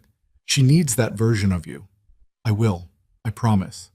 Catherine studied his face for a moment. You look different, lighter somehow, less burdened. I feel different. Turns out 3 years of emotional lockdown isn't actually a great long-term strategy. She almost smiled. No, it's really not. She paused. For what it's worth, I'm glad you're finding your way back to yourself. Sophie deserves that, and honestly, so do you. It was maybe the kindest thing Catherine had said to him since the divorce. Ethan felt years of resentment and hurt soften slightly, not disappearing but becoming less sharp. Thank you. That means a lot. Catherine nodded and walked back to her house. Ethan sat in his car for a moment, watching the lights come on in the windows before driving away. The drive home took him past the exit for LAX. On impulse, Ethan took it, winding through the familiar airport approach roads until he reached the parking structure where he'd left his car 4 days ago. He didn't get out, just sat there in the evening darkness, thinking about how one missed flight had changed everything. His phone buzzed with a text from Mara. Just sent you the updated business plan. My cousin and I worked on it all weekend. It's probably still rough, but it's real. We're calling it Chapter and Verse Second Edition. Full circle, you know?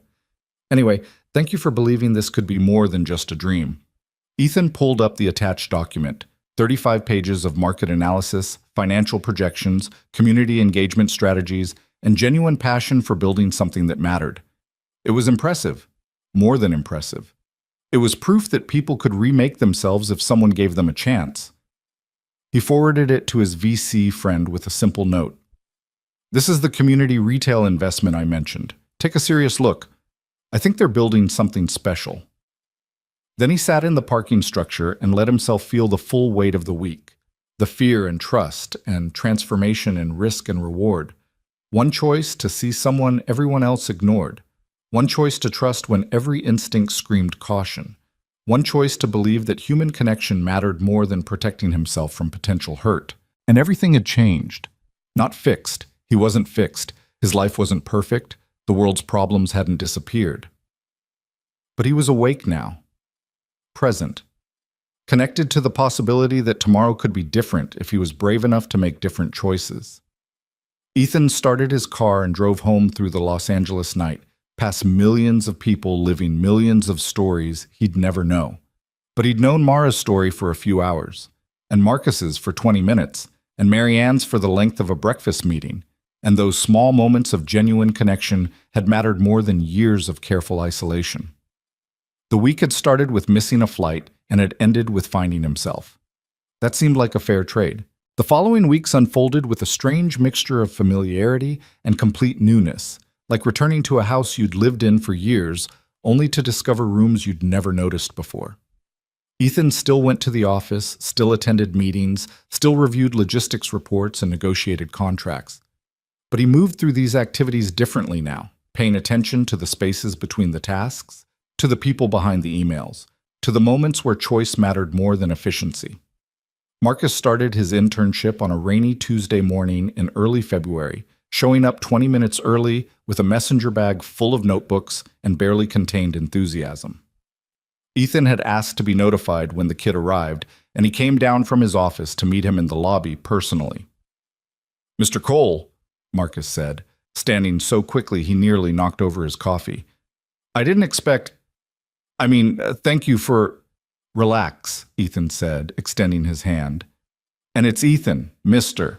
Cole makes me feel like I should be wearing a tie, and I try to avoid that whenever possible." Marcus's handshake was firm, his relief palpable. "Ethan, right, okay. I just want to say how grateful I am for this opportunity. I won't let you down." "I know you won't. But Marcus, I need you to understand something. I didn't bring you here as a favor.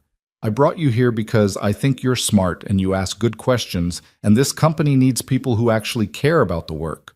So don't walk around feeling grateful. Walk around feeling like you belong here, because you do." The kid's eyes went a little wet, and he nodded quickly. "Yes, sir. Ethan, thank you.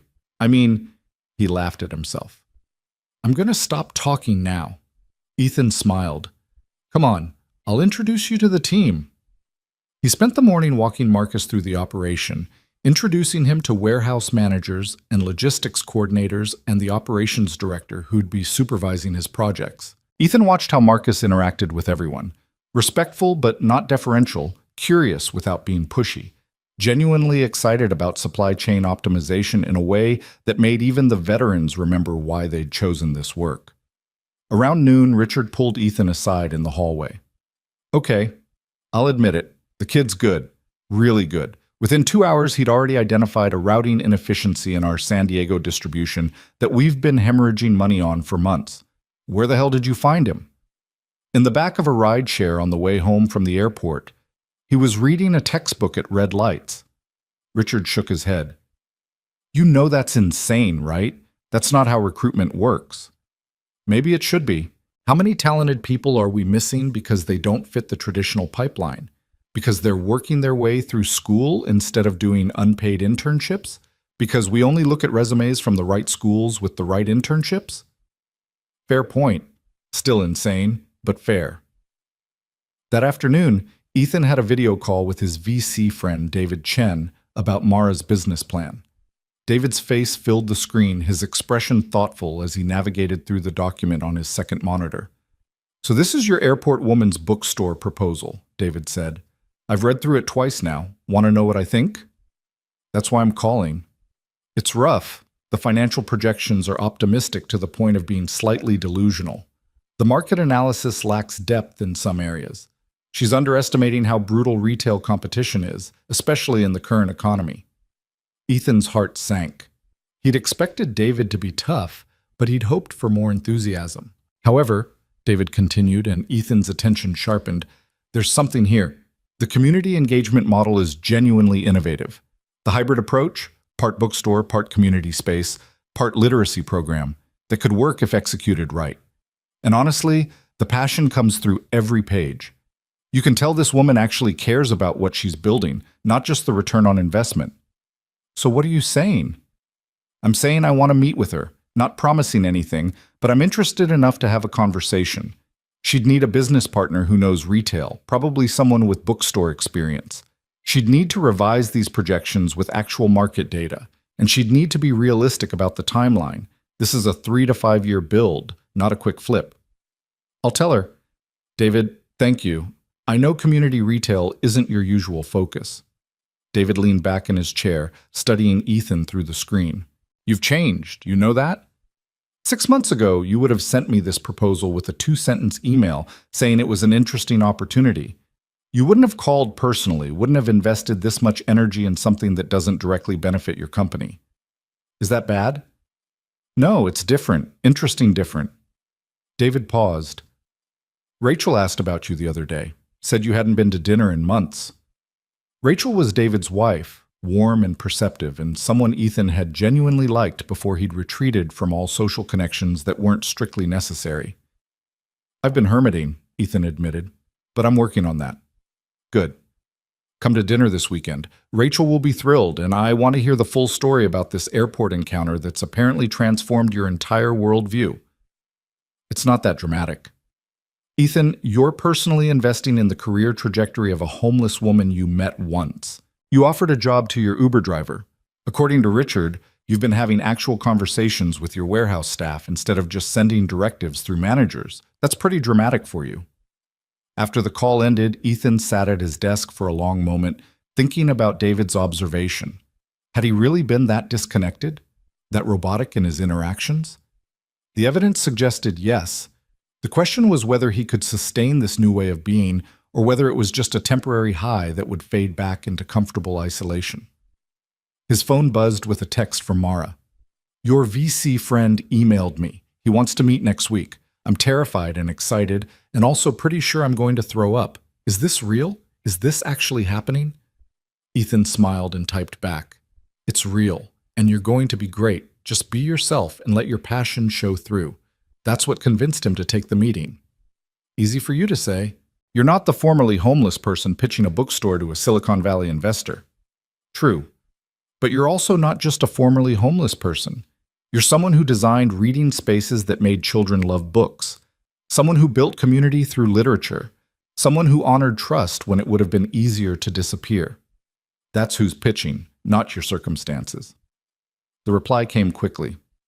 You're good at this pep talk thing. Has anyone told you that? My daughter occasionally, but she's biased. Well, she's right. Thank you for believing in this. In me. Thank you for giving me something worth believing in. The rest of the week moved quickly.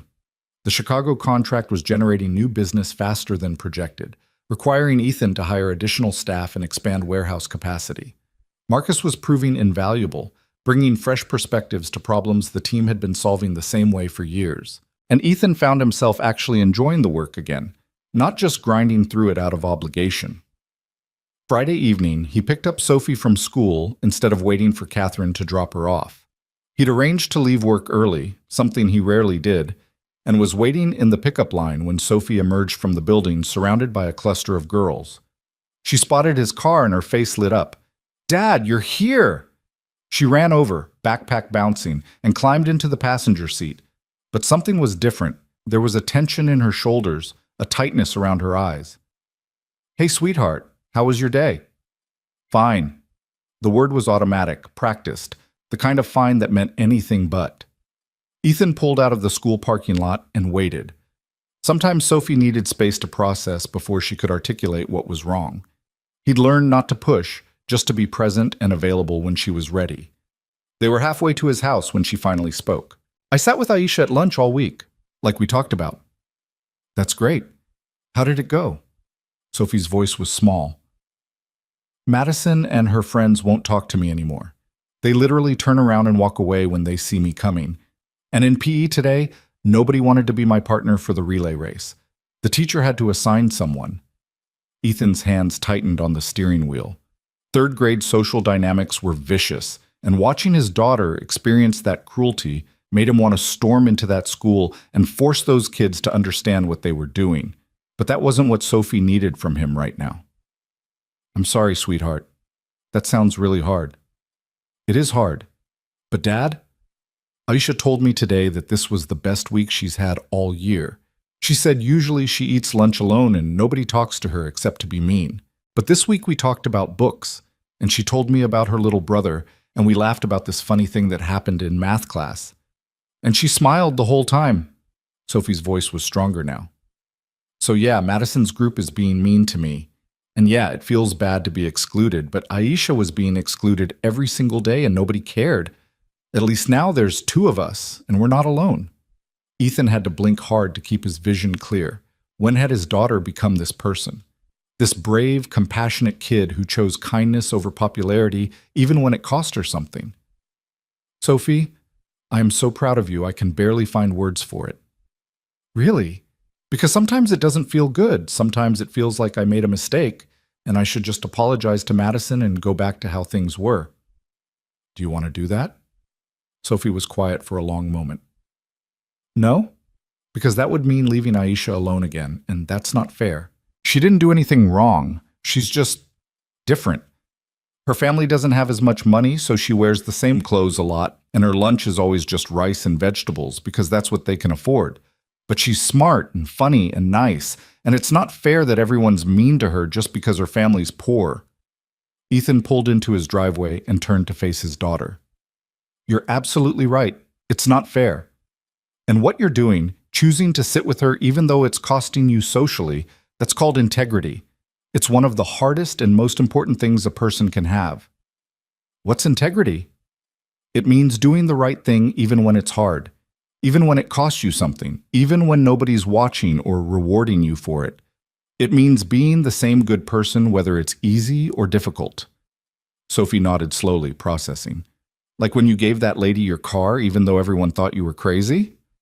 "Exactly like that. I was scared the whole time that I was making a huge mistake, but I did it anyway because it was the right thing to do. And it worked out." "It did.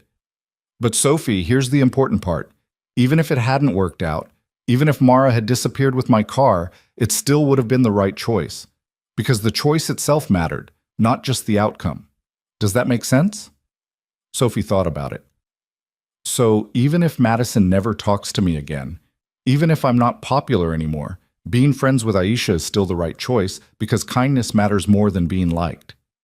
"Yes, exactly yes. And honestly, people who stop being your friend because you're kind to someone else were never really good friends anyway. That's what I told Madison when she said I had to choose between her group and Aisha."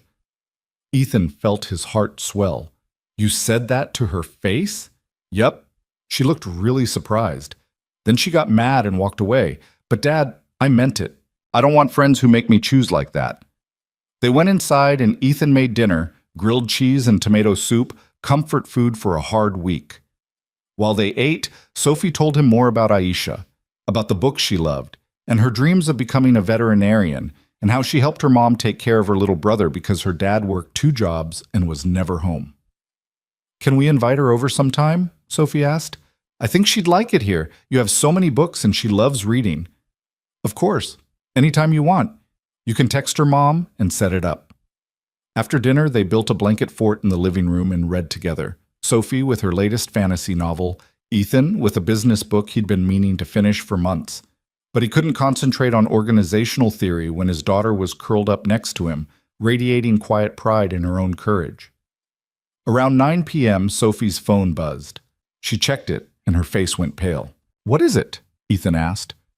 Madison posted a picture on Instagram of her whole group at the mall. The caption says, "Real friends only," and she tagged everyone except me. Sophie's voice was trying to be brave, but Ethan could hear the hurt underneath. She was 8 years old trying to navigate social media cruelty that most adults struggled with. Do you want to talk about it? Ethan asked gently. Not really. I just want to not care. But I do care. I care that they went to the mall without me and that they're all having fun together and I'm not included anymore. That's completely normal. It's okay to feel hurt even when you know you made the right choice. How long does it hurt for? Ethan wished he had a better answer. I don't know, sweetheart, but it gets easier. And eventually you'll find friends who value the same things you value. Friends who think kindness is cool, not something to be punished for. Sophie nodded and burrowed deeper into the blanket fort. Can we watch a movie? Something funny? They spent the next 2 hours watching a comedy Sophie had seen dozens of times, laughing at jokes they both knew by heart. And slowly, the tension in Sophie's shoulders eased. The hurt didn't disappear, but it became manageable, survivable. When Ethan tucked her into bed, Sophie grabbed his hand before he could leave. Dad? Even though today was hard, I'm glad I sat with Aisha, and I'm going to keep sitting with her, even if Madison never talks to me again. I'm glad too. And sweetheart, you're one of the bravest people I know. Braver than the lady who borrowed your car? Just as brave. Different circumstances, same courage. Sophie smiled and closed her eyes. Okay. Love you, Dad. Love you too, so much. The weekend passed in gentle rhythm. Saturday morning, Ethan took Sophie to the library where they spent 2 hours browsing and left with a stack of books taller than Sophie's head. In the afternoon, they went to David and Rachel's house for the dinner David had mentioned. Rachel greeted them at the door with warm hugs and immediately whisked Sophie off to meet their kids, leaving Ethan and David in the kitchen with beer and the comfortable silence of old friendship. So, David said, handing Ethan a bottle, Rachel wants the full story, the airport, the car, the transformation. She's been interrogating me all week about what happened to turn you back into a human being. Was I really that bad? You were present but absent, you know? Like you'd show up to dinners but spend the whole time checking your phone or being politely distant. Rachel said it was like watching someone operate on autopilot. Rachel returned to the kitchen, having successfully deployed Sophie and her kids in the backyard. I said you'd turned into a very pleasant, very polite robot. All the right words, none of the actual connection. Well, that's a depressing assessment of the last 3 years of my life. But accurate. Rachel's voice was gentle but direct. Painfully accurate, Ethan admitted. I didn't even realize how disconnected I'd become until I met someone who had actual problems and still chose to show up as a full person. Over dinner, Rachel's incredible homemade lasagna and salad. Ethan told them the whole story. Missing the flight, noticing Mara, the decision to trust, the hours of doubt, the moment she returned, and everything that had followed. Rachel listened with fierce attention, occasionally wiping her eyes. When Ethan finished, she reached across the table and squeezed his hand. That's one of the most beautiful things I've heard in years. Not just what you did for her, but what you let her do for you. You gave her a chance to be trustworthy when everyone else had written her off. That's a gift. I think she gave me more than I gave her, Ethan said quietly. She reminded me what it feels like to be alive. David raised his beer. To being alive and to trusting strangers and to whatever the hell happens next in this apparent midlife transformation. They clinked bottles, and Ethan felt something settle in his chest. These were his people. This was what friendship looked like when you actually showed up for it. He'd forgotten that too, focused on protecting himself to remember what connection felt like. The kids came inside around 8 p.m., grass-stained and laughing, and Sophie regaled everyone with stories about Aisha and standing up to Madison and choosing kindness over popularity. Rachel listened like Sophie was telling the most important story in the world, and David's kids looked at Sophie with something like awe. On the drive home, Sophie was quiet in the passenger seat, tired but content. Did you have fun? Ethan asked. Yeah, Rachel's really nice, and her kids are cool. Can we go back sometime? Anytime. They're good people. Dad? How come we stopped seeing them? You said they were your friends, but we haven't been there in forever. Ethan thought about how to answer honestly without burdening his daughter with adult emotional complications. I got scared after the divorce. Scared of being hurt, scared of needing people, scared of being vulnerable. So I pulled away from everyone. But I'm realizing that was a mistake. Being alone feels safer, but it's not actually better. Yeah, Sophie said quietly. I get that. After you and Mom split up, I stopped inviting friends over for a while. It felt easier to just be by myself. And now? Now I'm inviting Aisha over, because being alone is boring, and having friends is worth the risk of getting hurt. Out of the mouths of babes. Again. The following week brought unexpected developments. Mara had her meeting with David, and according to his text afterward, she'd knocked it out of the park. She's got something special, connecting her with a retail consultant I know. This might actually happen. Marcus had identified 3 major operational inefficiencies in Ethan's logistics network and proposed solutions that would save the company approximately $200,000 annually. Richard had pulled Ethan aside and said, "We need to make him a full-time offer the second he graduates. That kid's going to be running this place in 10 years. And Sophie had come home from school on Thursday with surprising news. Madison apologized, she said, dropping her backpack by the door. She said she was sorry for being mean and asked if we could be friends again. How do you feel about that? Ethan asked carefully. I don't know. I want to forgive her, but I also don't want to ditch Aisha now that we're friends. And I don't trust that Madison won't make me choose again. That's very wise. What did you tell her? I said I'd be friendly to her, but Aisha's my friend too, and that's not changing. If Madison wants to be friends with both of us, that's cool, but I'm not choosing anymore. And what did she say?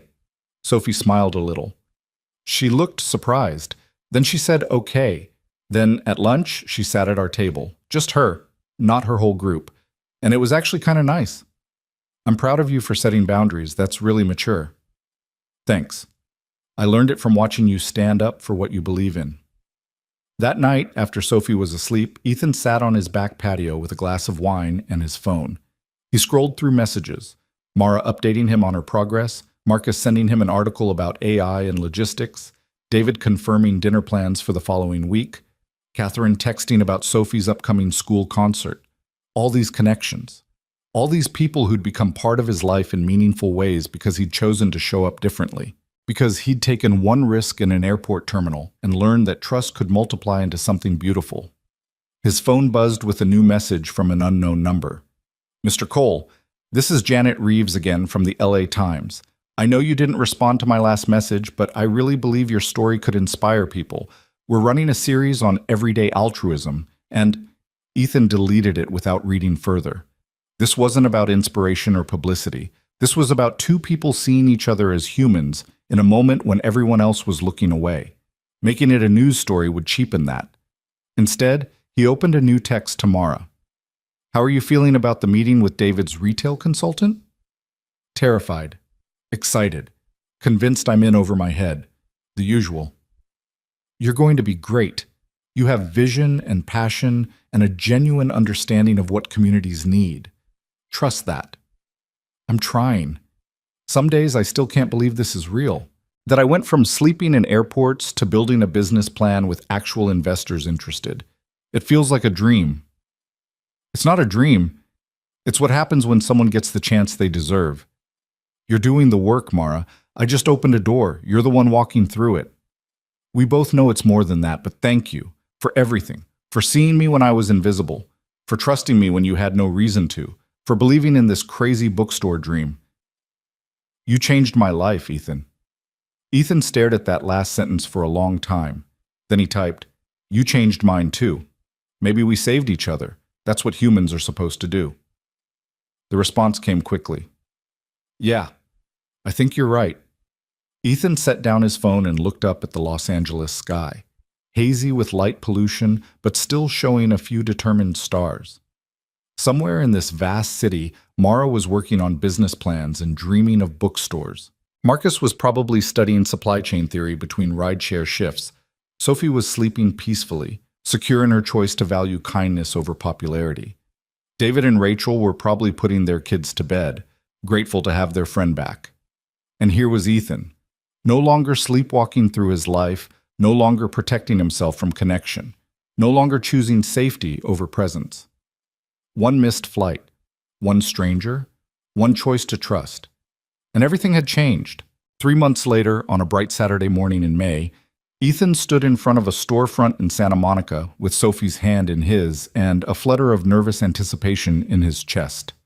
The space had been empty for years, a former yoga studio with good bones and terrible lighting, but now the windows were covered with brown paper and construction sounds echoed from inside. "Is this it?" Sophie asked, bouncing on her toes. "Is this going to be Mara's bookstore?" "This is it. Chapter and Verse, 2nd edition. Grand opening is in 6 weeks if the renovation stays on schedule." The door opened and Mara emerged, wearing paint-splattered jeans and a t-shirt, her hair tied back with what looked like a piece of twine. She looked completely different from the exhausted woman Ethan had met in the airport terminal.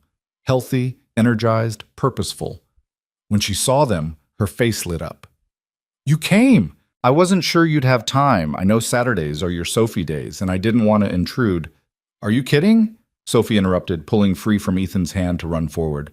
"We've been talking about this all week. Can we see inside? Is the reading nook built yet?" Mara laughed and caught Sophie in a quick hug. The two of them had met a month ago when Ethan had brought Sophie to one of the planning meetings, and they'd bonded instantly over their shared love of books and fierce opinions about which fantasy series were underrated. "The reading nook is framed but not finished. Want to help me pick out paint colors? I've got sample cards inside." Sophie was already through the door. Mara looked at Ethan with a mixture of excitement and terror. "This is really happening, like actually happening. Sometimes I still wake up thinking it's all a dream and I'm going to be back in that airport terminal. It's real. You made it real. We made it real. Ethan, without me, you would have found another way. I just accelerated the timeline." Mara shook her head. "That's generous, but not true. Without you trusting me with your car, I'd still be stuck. Without you connecting me with David, I'd never have gotten funding. Without you believing this could work, I'd have given up a dozen times when it got hard. So yeah, I did the work, but you made the work possible." She gestured for him to follow her inside. The space was raw and chaotic. Exposed beams, construction dust everywhere, sections of drywall waiting to be hung. But Ethan could see the vision taking shape. There would be floor-to-ceiling bookshelves along the back wall, a coffee bar in the corner, community event space in the middle, and near the front window, a children's reading area with the tent-like structure that had made the original Chapter and Verse special. Sophie was already in that corner with Mara's cousin Linda, who was measuring the space for custom shelving. The two of them were deep in discussion about whether the tent should be blue or green, their voices animated and happy. "Linda's been incredible," Mara said quietly. "She quit her nursing job to do this full-time with me. Said she'd spent 20 years taking care of other people's bodies and wanted to try taking care of their souls for a while. Isn't that beautiful?" "It really is." "How's she handling the transition?" "Better than me, honestly. She's the practical one, keeping us on budget and schedule while I have minor panic attacks about whether anyone will actually show up when we open." Mara paused. "David's retail consultant keeps telling me to trust the process, that we're building something communities need even if they don't know it yet. But Ethan, what if we fail? What if I took all this investment and belief and goodwill and I just fail? Ethan had heard this fear from her before, in late-night texts and anxious phone calls. He understood it completely. The weight of other people's faith, the terror of disappointing those who'd chosen to believe in you. Then you'll fail having tried something brave, and that's still better than never trying at all. But Mara, I don't think you're going to fail. I think you're going to build something that matters, and it's going to be messy and imperfect and exactly what this neighborhood needs. A crash from the back of the store made them both jump. A contractor emerged, apologetic, explaining that a shelf bracket had fallen but nothing was broken. Mara excused herself to deal with it, leaving Ethan to wander the space and imagine it completed. His phone buzzed with a text from Marcus. "Boss, I know it's Saturday, but I just had an idea about the Seattle routing problem. Can I send you my analysis or should I wait until Monday?" Ethan smiled. The kid never stopped thinking about logistics. He'd graduated 2 weeks ago with honors and had immediately accepted a full-time position as a junior operations analyst. Already he was making the kind of impact that took most people years to achieve. "Send it whenever. And Marcus, stop calling me boss on weekends. We've talked about this." "Sorry, Ethan. Old habits. Analysis coming your way." Within minutes, a detailed spreadsheet appeared in Ethan's email, complete with route maps and cost projections. The kid had found a way to reduce delivery times by 17% while cutting fuel costs by 12%. It was brilliant, genuinely innovative thinking that would have taken Ethan's team weeks to develop. He forwarded it to Richard with a note. "This is why we hired him. Implement this Monday." Richard's response came immediately. "The kid's a machine. Also, reminder that you're supposed to be taking weekends off. Wasn't that part of your whole being present initiative?" Fair point. Ethan pocketed his phone and returned his attention to the bookstore. To Sophie and Linda debating paint colors with the seriousness of architects designing a cathedral. To Mara directing contractors with growing confidence. To the beautiful chaos of something new being born. Around noon, they broke for lunch. Mara insisted on treating them to sandwiches from a deli down the street, and they sat on the curb outside the store, eating and watching Santa Monica foot traffic flow past. "I've been thinking," Mara said, wiping mustard from her chin, "about doing a community literacy program. Free tutoring for kids who need help with reading, book donations for families who can't afford them, author events that actually pay local writers instead of expecting them to work for exposure. I want this place to matter beyond just selling books." "That's amazing," Ethan said. "Have you talked to David about funding for that?" "He said the initial investment is for getting the store operational, but if we're profitable after the first year, we can expand into community programming. So I'm building the infrastructure now, relationships with schools, partnerships with literacy nonprofits, a list of local authors who want to participate. That way, when we have the budget, we can move fast." Sophie had been listening quietly, but now she spoke up. "Could you do something for kids whose families don't have much money, like Aisha's family? They can't really afford to buy books, but Aisha loves reading so much." Mara turned to Sophie with complete attention. "That's exactly the kind of program I want to create. What if we had a membership system where families could borrow books indefinitely, like a library but more personal? And what if we had a scholarship fund so kids could attend our author events and writing workshops for free? That would be perfect. Aisha would love that. Can I tell her about it?" "Absolutely. And Sophie, when we open, I want you and Aisha to be the first kids in the reading nook, official testers to make sure we got it right." Sophie's face glowed with pride and purpose. Ethan watched his daughter engage with Mara's vision, contributing ideas and asking smart questions about implementation, and felt his heart expand with love for this fierce, compassionate kid. After lunch, Mara had to return to contractor meetings, so Ethan and Sophie said their goodbyes and walked down to the Santa Monica Pier. It had become their tradition. After visiting the bookstore site, they'd spend an hour at the pier riding the carousel and getting ice cream and talking about everything and nothing. As they walked, Sophie slipped her hand into Ethan's. "Dad, I'm really glad you met Mara, not just because of the bookstore, but because you're different now. Better different." "How am I different?" Sophie thought about it, working through the complexity of what she'd observed. "You're here more, like really here. Before, even when we were together, it felt like part of you was somewhere else, thinking about work or worrying about stuff. But now when we're together, You're all the way with me. Does that make sense? It makes perfect sense. And you're right. Meeting Mara taught me that being present matters more than being productive. That connecting with people is worth the risk of getting hurt. That trust is a choice you make, not something you wait to earn. Is that why you and Mom are being nicer to each other? Ethan was startled by the observation. You noticed that? Of course I noticed. You smile at each other now when you do the pickup trade. And last week I heard you laughing on the phone with her about something. You haven't laughed together in forever. It was true.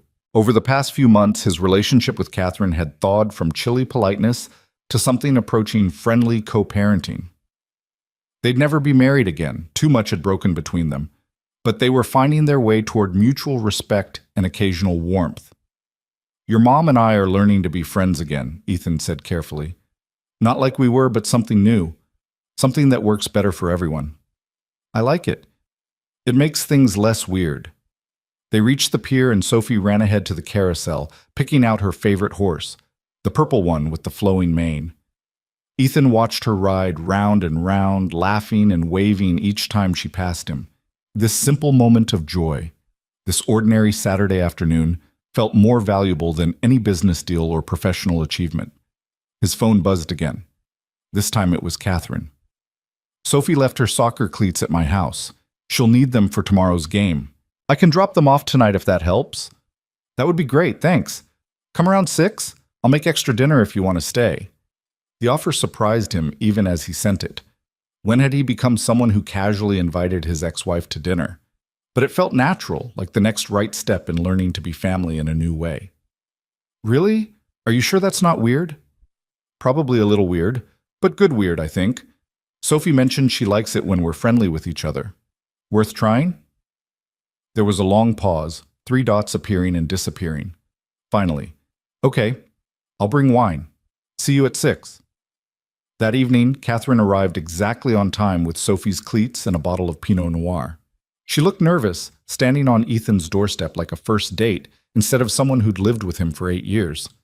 Come in, Ethan said, stepping aside. I made pasta. Nothing fancy, but there's plenty. Sophie bounced into the room and hugged her mother. Mom! Dad's making his good pasta, the one with the mushrooms you like. Are you staying? Catherine looked at Ethan, who nodded. Yeah, sweetheart. I'm staying for dinner. The meal was awkward at first, all of them navigating unfamiliar territory, but Sophie filled the silences with stories about school and Isha and the upcoming soccer game, and gradually the adults relaxed into conversation. Sophie told me about the bookstore, Catherine said. That woman you helped, she's really doing it? Opening in 6 weeks. It's going to be beautiful. That's incredible. I have to admit, when Sophie first told me you'd given your car to a homeless woman, I thought you'd lost your mind, but it sounds like you actually changed her life. We changed each other's lives. She reminded me how to be human again. Catherine studied him across the table, her expression complex. You do seem different, lighter somehow, more like the person I married and less like the person I divorced. It could have been an accusation, but her tone was gentle, almost wistful. I got lost for a while, Ethan admitted. After we split up, I thought the answer was to protect myself from ever being hurt like that again. So I built walls and stopped feeling things too deeply and turned into exactly the kind of person you said you couldn't stay married to, someone who was present but not actually there. Sophie had stopped eating, watching her parents have the most honest conversation she'd probably heard them have in years. I got lost too, Catherine said quietly. I was so angry at you for checking out emotionally that I didn't notice I was doing the same thing, just in a different way. Can I say something? Sophie interrupted. Both parents turned to her, surprised. I'm glad you got divorced. I know that sounds weird, but you were both so unhappy together. And yeah, it was hard at first, but now you're both better, happier. And maybe someday you can be friends who like each other instead of just parents who share me. Catherine's eyes were wet. When did you get so wise? I learned from Dad. He says being vulnerable is scary but worth it, and that trust is a choice. So I'm choosing to trust that we can be a family even if it looks different than it used to. Ethan reached across the table and squeezed Sophie's hand. Thank you for that, sweetheart. And you're right, we can absolutely be that kind of family. After dinner, Catherine helped clean up while Sophie got ready for bed. Standing at the sink washing dishes together felt domestic and strange and surprisingly comfortable. "Thank you for this," Catherine said, "for inviting me to stay, for being willing to try something different. Thank you for coming, for being open to it." She dried the last plate and set it in the cabinet, then turned to face him. "Ethan, I'm sorry for how I handled the divorce, for being so angry that I couldn't see you were struggling too, for making everything harder than it needed to be. I'm sorry too, for disappearing emotionally when you needed me to show up, for choosing work over our marriage, for all the ways I failed to be present." They looked at each other across the kitchen, two people who'd hurt each other deeply and were learning to forgive. "We're going to be okay," Catherine said. "Not together, but okay. Good co-parents. Maybe even friends someday." "I'd like that." After Catherine left, Ethan tucked Sophie into bed for the second time that night. She'd gotten up to say goodbye to her mother and needed retucking. "That was nice," Sophie said sleepily. "Having both of you here and not fighting. It was nice.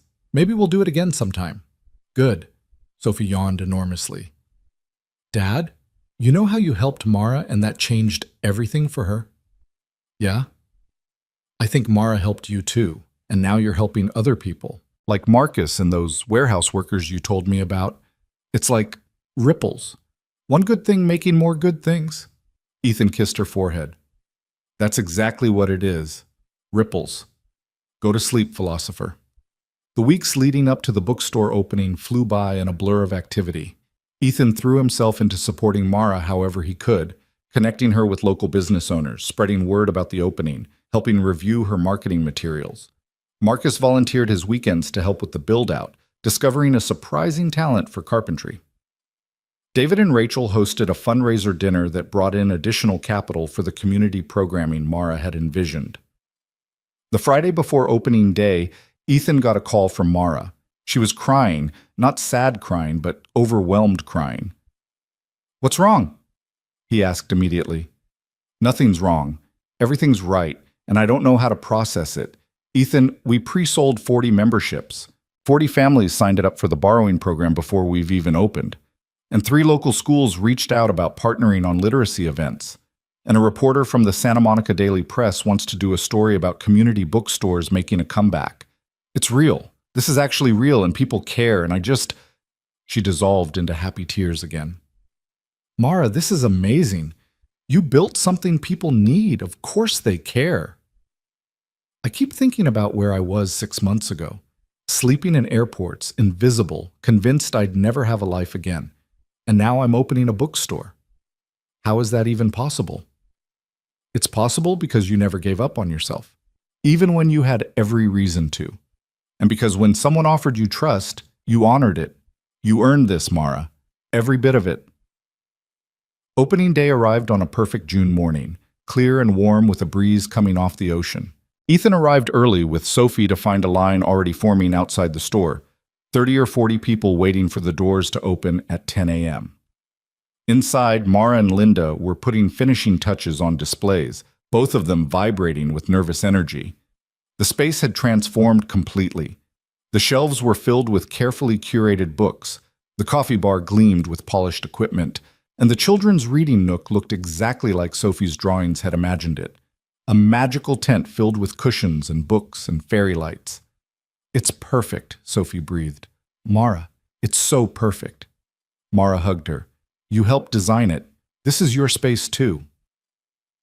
At 9:45, David arrived with Rachel and their kids, followed shortly by Marcus with a group of friends from college.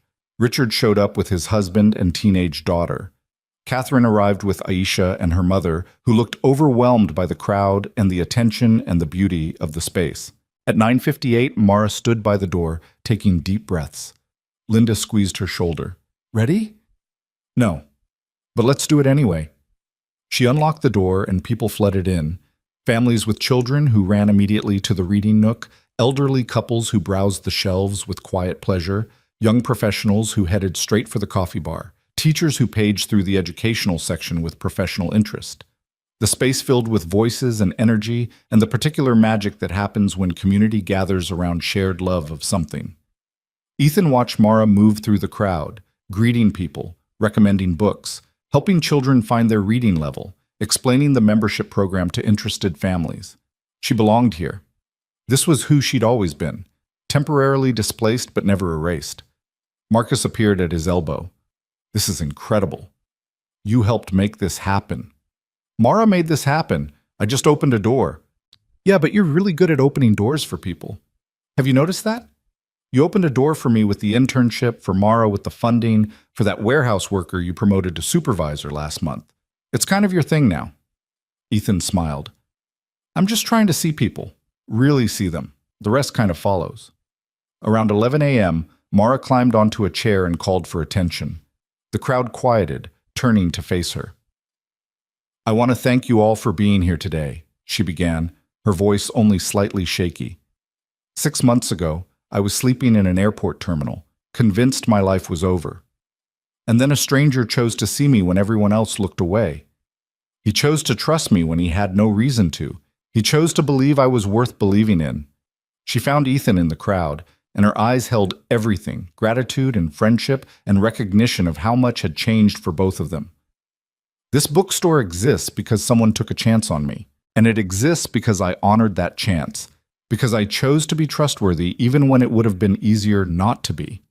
But mostly, it exists because we need spaces where people actually see each other, where community matters more than profit, where books and stories and literacy and connection are valued. The crowd was completely silent, holding space for her words. So this is more than a bookstore. It's a promise that we'll show up for each other, that we'll invest in our community, that will create spaces where everyone belongs, regardless of their circumstances or their bank account or their past. And I hope you'll help us keep that promise. Thank you for being here. Thank you for believing in this. Now please, buy some books and drink some coffee and make yourselves at home. The applause was thunderous. Ethan felt his eyes burning and didn't bother wiping them. Sophie grabbed his hand and squeezed hard. You did good, Dad. Mara did good. I just trusted her. Yeah, but trusting people is doing something. It's doing something important. The rest of the day passed in joyful chaos. Ethan bought an armload of books for Sophie, chatted with neighbors who'd come to support the store, drank 3 cups of excellent coffee from the bar. He watched Catherine and Aisha's mother bond over parenting challenges while their daughters explored every corner of the reading nook. He listened to Marcus explain supply chain theory to David's oldest son, who was considering engineering school. Around 4 p.m., the crowd began to thin. Mara dropped into a chair near the coffee bar, exhausted and elated. Ethan sat down across from her. How are you feeling? Like I just ran a marathon. Like I might cry again. Like I can't believe this is my life now. She paused. Ethan, I need to tell you something. Okay? I tracked down my sister, the one I had the falling out with 3 years ago. I called her last week and apologized for my part in our fight. We talked for 2 hours. She's coming to visit next month. Mara, that's wonderful. I wouldn't have had the courage to do it if you hadn't shown me that trust and vulnerability are worth the risk. You didn't just help me start a bookstore. You helped me remember how to be connected to people again, how to ask for help, how to believe I deserved good things. That's the real gift you gave me. Ethan felt his throat tighten. You gave me the same gift.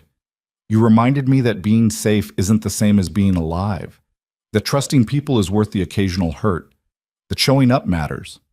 Mara reached across the table and took his hand. We saved each other, didn't we? In that airport terminal, in that moment of impossible trust, we both got saved. Yeah, I think we did. They sat in comfortable silence for a moment, watching Linda help the last few customers, watching Sophie and Aisha curled up in the reading nook with matching books, watching the golden afternoon light stream through the front windows. What happens next? Mara asked. For you, I mean. You've spent months helping me build this dream. What's your dream? Ethan thought about it. 6 months ago, he would have said growing his company, achieving financial security, protecting himself from risk. Now those answers felt hollow. I think my dream is to keep doing this, keep seeing people who are invisible, keep opening doors, keep choosing trust over fear. I don't know what that looks like exactly, but I know it matters more than any business deal or professional achievement. That's a good dream. What about you? What's next after this? Mara looked around the bookstore, her bookstore, with obvious love. Make this sustainable. Grow the community programming. Maybe open a second location in a few years. But mostly, create a space where people matter, where stories matter, where no one has to be invisible. Sophie appeared then, dragging Aisha by the hand. Can we come back tomorrow, please? Aisha wants to see the poetry section, and we didn't have time today. The store is open every day, Mara said warmly. You're welcome any time. As the sun began to set, Ethan gathered Sophie and said their goodbyes. On the drive home, Sophie was quieter than usual, processing the day. Dad, do you think everyone has someone like Mara? Someone who changes their life just by trusting them? I don't know, sweetheart. I think we all have opportunities to be that person for someone else. The question is whether we're paying enough attention to see those opportunities. I want to be that person, for Aisha or for someone else who needs it. I want to see people who are invisible. Then you will, and the world will be better for it. That night, after Sophie was asleep, Ethan sat on his back patio with a glass of wine and his phone. He pulled up the photo he'd taken in Terminal C 6 months ago. Just the row of empty chairs where Mara had been sitting, taken after she'd left to use the restroom. He'd snapped it without really thinking, wanting to remember the moment before everything changed. One missed flight, one stranger, one choice to trust, everything that had followed, the bookstore, the reconnection with friends, the improved relationship with Catherine, Sophie's growing courage, Marcus's opportunities, Mara's transformation, his own awakening to what actually mattered. All of it traced back to that single moment of choosing to see someone everyone else ignored. His phone buzzed with a final text from Mara. Today was perfect. Thank you for believing in me. Thank you for trusting me. Thank you for seeing me. I hope you know how much you changed my life. I'll spend the rest of mine trying to pay it forward. Ethan smiled and typed back, You already are. Every person who walks into your store and feels seen, feels valued, feels like they belong. That's you paying it forward. I'm proud of you, Mara, and I'm grateful our paths crossed. Grateful doesn't seem like a big enough word, but yes. Grateful our paths crossed. Grateful you were brave enough to trust. Grateful I was brave enough to be trustworthy. Grateful for second chances and new beginnings and the beautiful mess of human connection. Grateful for all of that, too. Sleep well. You earned it. Ethan set down his phone and looked up at the stars, finally visible now that the sun had fully set. The same stars that had been there 6 months ago when he was sleeping in Chicago hotel rooms and building walls and forgetting how to be fully alive. The same stars that would be there tomorrow and next year, and long after all these small human dramas had faded. But the stars didn't change anything. People change things. One choice at a time. One moment of trust at a time. One decision to see instead of look away at a time. Somewhere in Santa Monica, Mara was probably lying awake in her cousin's guest room, replaying the perfect day, hardly believing this was her life now. Somewhere nearby, Sophie was dreaming about reading nooks and poetry and standing up for friends who needed standing up for. Somewhere in the city, Marcus was probably still studying supply chain theory, building toward a future that wouldn't have existed if one passenger had kept his distance in an Uber. Somewhere, Catherine was maybe thinking about second chances and new definitions of family. And here was Ethan, no longer sleepwalking, no longer protecting himself from connection, no longer choosing safety over presence. He was awake. Finally, completely awake to the beautiful, terrifying gift of being alive and connected and vulnerable and human. One missed flight had cost him 12 hours and a lot of anxiety, but trusting a stranger had given him everything: his humanity, his daughter's respect, meaningful friendships, purpose beyond profit, and the understanding that the risks that mattered most were the ones we took on other people. The bookstore would open again tomorrow, and the day after, and the day after that. Some days it would be packed, some days quiet. Some months it would struggle financially, some months it would thrive. But it would be there. A physical reminder that trust between strangers could multiply into something beautiful, that one person's choice to see another could ripple out into community and connection and change. And Ethan would keep showing up, for Sophie, for his work, for the people he'd learned to actually see instead of just look past. Not perfectly, He'd still forget sometimes, still slip back into old patterns of protection and isolation. But he'd keep trying, keep choosing presence over safety, keep believing that trust was worth the risk. Because Mara had taught him something essential in that airport terminal. We were all just humans, sometimes invisible, sometimes struggling, always deserving of being seen. And the greatest gift we could give each other wasn't money or opportunity or even help. It was trust. The choice to believe in someone when we had no guarantee. The courage to be vulnerable when it would be easier to protect ourselves. The willingness to see each other fully, completely, humanly, in all our mess and beauty and desperate hope for connection. One stranger.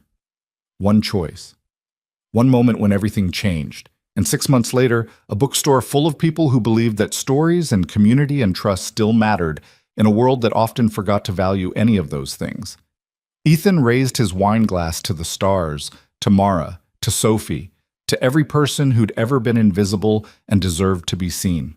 To trust, he said quietly into the warm California night, to second chances, to being brave enough to show up. Somewhere, the universe didn't answer. But somewhere in Santa Monica, a bookstore waited to open its doors again tomorrow. And that was answer enough.